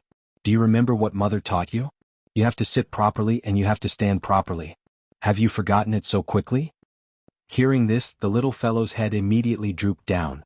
After shaking her head, she seemed to realize that she was wrong, so she burrowed into Qin Ruoying's arms and said very coquettishly, "I didn't forget." "It's good that you didn't forget. Sit up, Mother will recite the ancient poem with you, okay?" "Okay." After all, the child was still young, so she had to develop good living habits.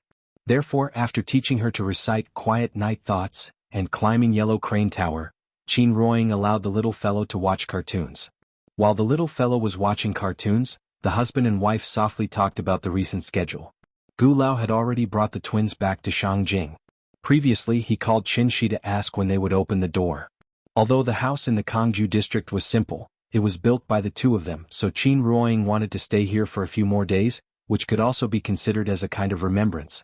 But just as Qin Ruoying was recalling the little sweetness in the past, she seemed to have thought of something and suddenly asked, "Oh right, do you have Lin Shen's contact information?" Yes, I'll find it for you. Qin Shi took out his phone. After dialing Lin Xian's number, he handed the phone to Qin Ruoying. The call was quickly connected. Lin Xian's voice sounded from the other end of the phone. Hello, Qin Shi? Her voice was very calm, as if there was no emotion at all. When Qin Ruoying heard her voice, she did not speak immediately. Instead, she playfully pressed the speaker button and signaled for Qin Shi to answer. Qin Shi glanced at Qin Ruoying, not knowing whether to laugh or cry.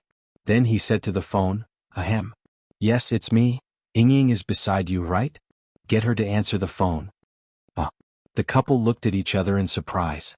Qin Ruoying asked in confusion, Xian, how did you know I was there? Hearing this, Lin Xian on the other end of the phone immediately laughed out loud. Her laughter was very clear, like the tinkling of a bell. After laughing for a while, she suddenly pretended to be angry and said, Humph? You didn't tell me you were back for so long. Ying, I'm telling you, you'll lose me if you do this. Didn't I call you as soon as I got back to Zhonghai? Don't give me that. I'm not listening. Xian, this is my fault. I apologize, don't be angry, okay? Although they had not contacted each other for many years, their relationship seemed to be better than before. Lin Xian was different from Xian. She was one of Qin Ruoying's few friends. Therefore, when Lin Xian pretended to be angry, Qin Ruoying actually acted coquettishly on the phone. After a while, Lin Xian was giggling. Okay, I forgive you. When Qin Shi came back to find you, I helped a lot. You have to treat me to a good meal. Okay, when are you free? I'm free anytime. How about today? Both of you should be fine, right? Okay, what do you want to eat? The two of them discussed for a while on the phone. After confirming the time and place, they were ready to end the call. But just as Lin Xian was about to hang up, Qin Ruoying suddenly asked, Oh, right, Xian, how did you know I'm back? Since Qin Shi brought her home, the couple had been staying in Shangjing and did not contact anyone. So not only Qin Ruoying but even Qin Shi was a little curious. How did Lin Xian know that Qin Ruoying was back? After hearing Qin Ruoying's question, Lin Xian did not immediately answer. Instead she asked, Guess? Xian, stop keeping me in suspense. After the two of them joked around for a while, Lin Xian finally revealed the reason under Qin Ruoying's relentless questioning. Hey, don't you know that you're already an internet celebrity? Internet celebrity? What's going on? Hearing this, Qin Ruoying and Qin Shi could not help but look at each other. They did not understand what she was up to. Although they hadn't met, Lin Xian could still imagine their dumbfounded expressions, so she couldn't help but laugh exaggeratedly on the other end of the phone. Xian, we're both confused by you. Okay, I won't tease you anymore. Let me ask you a question first. Did the two of you take photos at an internet celebrity children's playground in Shangjing? Internet celebrity children's playground? Qin Ruoying still did not understand the situation, but Qin Shi suddenly came back to his senses. Previously, they took the little girl and the twin brothers on a trip to Kids with LNE friends. They wanted the little girl to experience a high-end children's playground. At that time, when they were sitting next to Yan and playing with her, there was a girl from the photography department at Peking University who wanted to take photos of them. In the end, she even said that she wanted to use their photos for a competition. The photo of the two of you was used to participate in the International Photography Awards. And it even won first place in the professional portrait category. It seems to be on tour around the world now. After hearing what Lin Xian said, Qin Shi almost spat out a mouthful of blood. Wasn't this too ridiculous?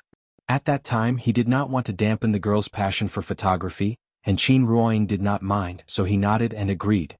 However, what Qin Shi did not expect was that this girl was so amazing. She actually used this photo to win a world-class award? It was no wonder that Lin Xian said that the two of them were now internet celebrities.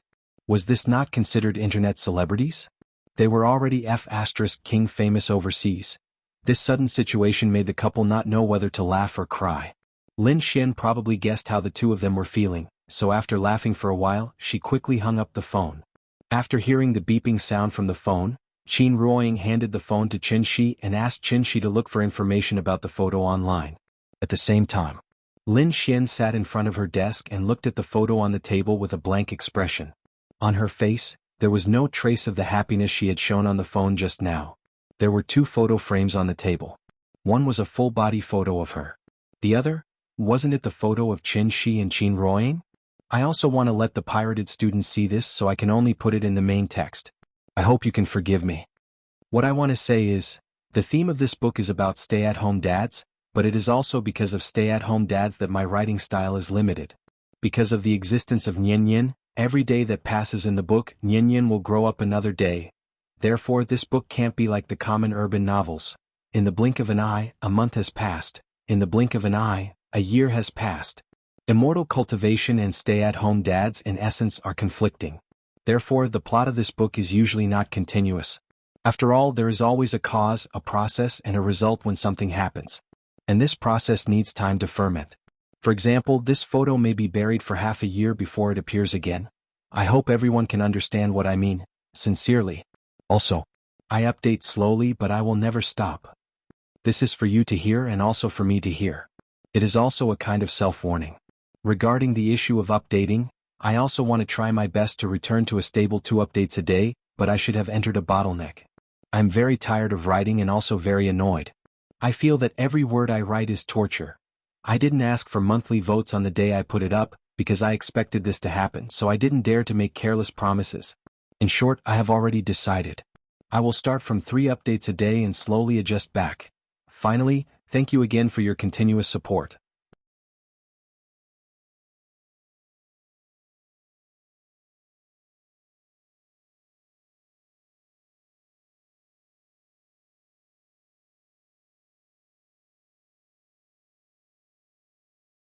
And regarding this problem, the couple had already discussed the countermeasures, so Qin Ruoying immediately made up a lie that was born out of the truth. The general meaning was, her family didn't agree to her marriage with Chen Shi, so she could only abandon her husband and daughter and return to her hometown. These years she didn't have a very good life. It wasn't until Chen Shi came to her hometown to find her that her family was moved by Chen Shi's sincerity and finally approved this marriage. The story wasn't very complicated, but Lin Xian couldn't help but frown slightly after hearing it. Ying, what era is this? Your family still pays attention to the words of the parents and the matchmaker? Why do I feel that with your personality, you shouldn't be so obedient to your family? Are you lying to me? Hearing this, Qin Ruoying couldn't help but smile and ask, "Oh? Then tell me, why would I lie to you?" I can't say it, but I keep feeling a little weird. I don't really believe what you said just now.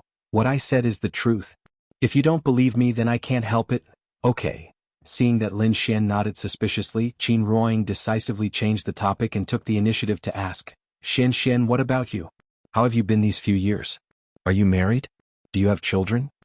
Hearing this, Lin Xian's expression couldn't help but stiffen, but quickly returned to normal.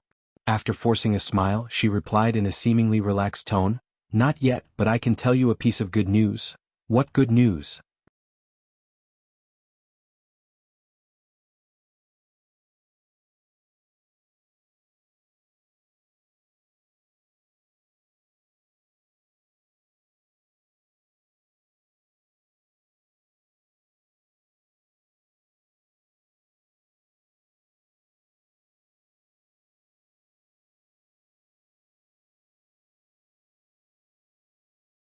Therefore, after Chen Shi pretended to dawdle for a while, the gift shop completely disappeared from the little fellow's sight. Looking at the teddy bear that she was so fond of disappearing, the little fellow immediately leaned on the back of the chair and pouted. No matter how Chen Shi talked to her, she just turned her head and didn't say a word. Well, she was angry again. The couple looked at each other and both of them couldn't help shaking their heads and laughing. The child's temper was getting worse and worse recently. If it went on like this, maybe she would be spoiled by them in the future? Although they didn't speak, they reached a consensus through their eyes. It was time to strangle this evil trend. The taxi continued to drive. After the little fellow's performance, the sunny sky just now unknowingly darkened at the moment. A large dark cloud appeared out of nowhere and hung over the city. It was as if it had suddenly dragged everyone from the sunny afternoon to the dark night. The street lights on both sides of the street continued to light up, and the cars on the road also turned on their headlights. The taxi driver stuck his head out of the window and looked up at the dark sky. He couldn't help but mutter in Zhonghai dialect, "It's going to rain." But what the driver didn't expect was that as soon as he finished speaking, bean-sized raindrops fell from the sky like a torrential downpour, hitting the whole car with a pitter-patter sound. A torrential rain began without any warning. This rain was very heavy. It was probably the heaviest rain that Chen Shi had seen since he returned to Earth. Because the rain was too heavy, even if the driver adjusted the windshield wipers to the highest gear, he still couldn't see the front clearly. The taxi struggled to move forward in the pouring rain. According to common sense, a heavy rainstorm like this was usually a sudden shower, and it should soon clear up. But today's rain was beyond everyone's expectations. After going through untold hardships, the taxi finally brought Qin Shi and his family back to the Kangju district. The rain didn't lessen at all but became heavier and heavier. The rain poured down and the wind howled. Because he didn't want to be too conspicuous, Qin Shi took off his coat and held Qin Ruoying by the corner, temporarily using the coat as an umbrella. Then, the couple rushed into the rain with the little fellow in their arms. Although Qin Shi's coat was shielding her, the splashing rain continued to hit the little fellow's face. The rain soaked down her neck and soaked into her clothes, but the little thing didn't feel cold at all. Instead, she shouted happily, "Mama, come on. Papa, come on. Run faster. Run faster. We're almost home." The loud sound of the rain completely covered her excited screams. By the time the couple finally ran into the building with the little guy in their arms, the family of 3 had all become drowned rats.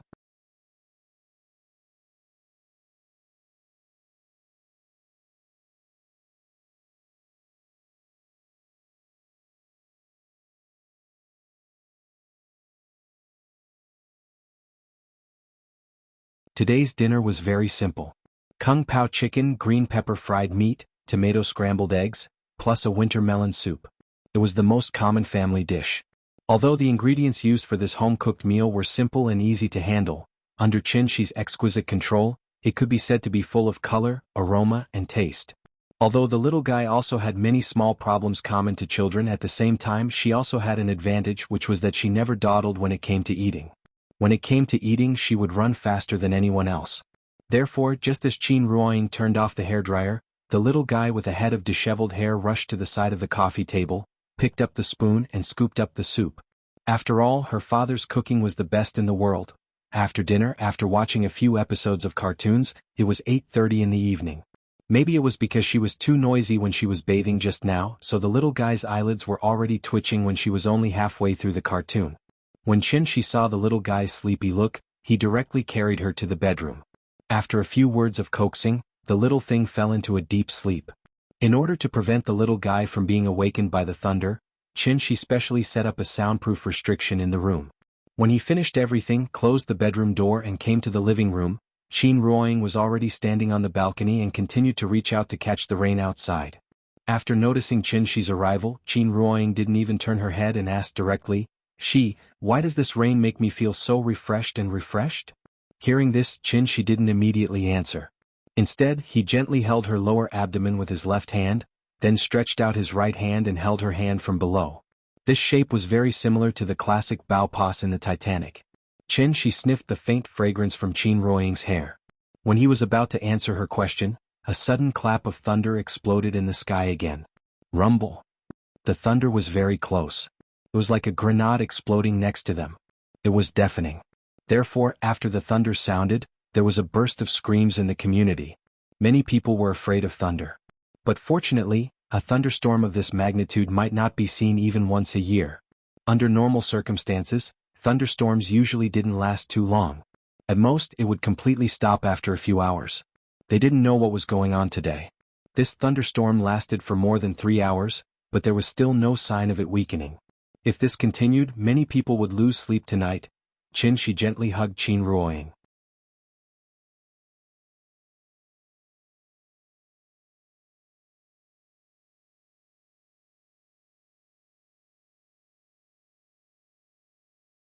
Chapter 279.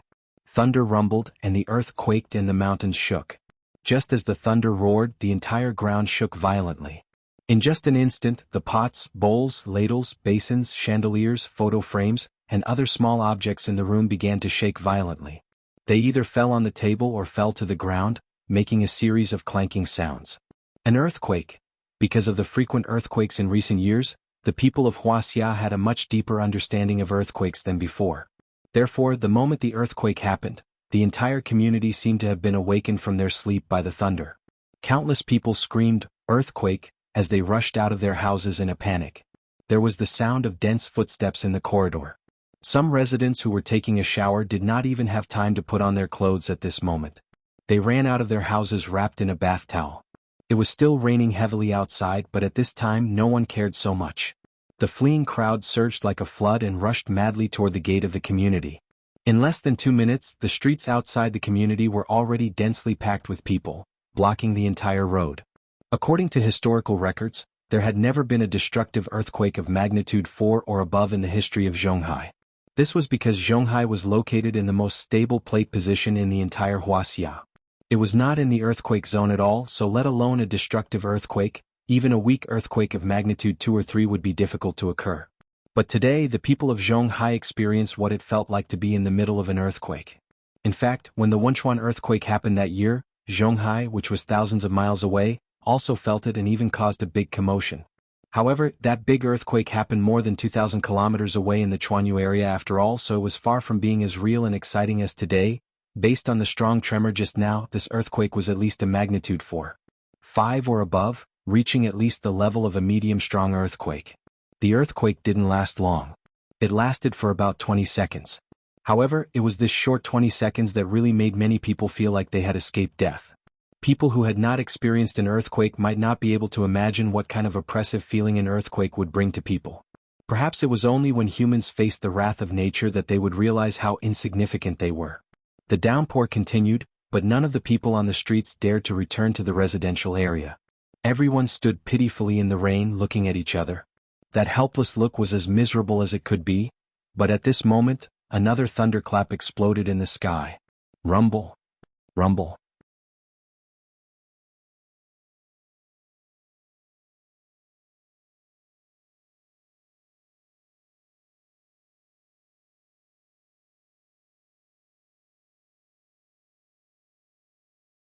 Chapter 280.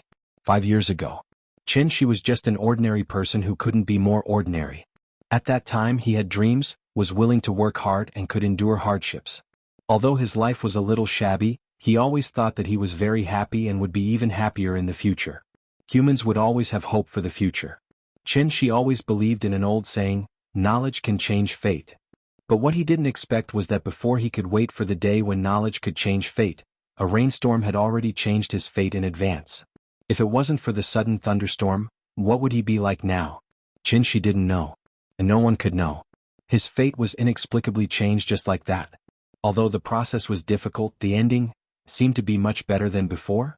After all, in the past he only knew how to code, but now he could fly and burrow into the ground. Therefore, She was really a little curious. Why did this great gift bag of changing fate fall on his head? Although he didn't know if there was a spirit energy tide on that rainstorm 5 years ago. But based on the scale of today's tide, the spirit energy contained in it was actually far from enough to instantly teleport a person from Earth to the heavenly jade world. Therefore he could conclude that either the scale of the spirit energy tide 5 years ago was far greater than today, or there were still some unknown large-scale formations or magic treasures hidden in the super first-tier city of Zhonghai, and those formations and magic treasures were all intact legendary existences. In short, no matter what the reason was, the truth behind it was far from what he could pry into with his current strength. It hadn't been long since Shi returned to Earth, but in this short period of half a year, he had already encountered a series of unimaginable things. And the question that puzzled him the most was, why was it that until today, except for an unknown divine general, he hadn't encountered anyone above the celestial being level? This didn't seem to make sense. Thinking of this, Shi couldn't help but make a bold guess in his heart. Perhaps Earth was originally a cultivation planet similar to the heavenly jade world? Until one day, due to some unknown reason, the Earth's spirit chi dried up, so the Earth was completely reduced to a Vipralopa planet? For immortal cultivators, the planet of the last days was like an uninhabitable desert. Therefore, at this time, leaving Earth was obviously their only choice. The immortal cultivators on Earth had left, and the inheritances they left behind could not be cultivated at all because of the sparse spiritual energy. Therefore they were gradually reconstructed and simplified, turning into a series of inheritances like necromancers, warriors, onmyoji, and so on.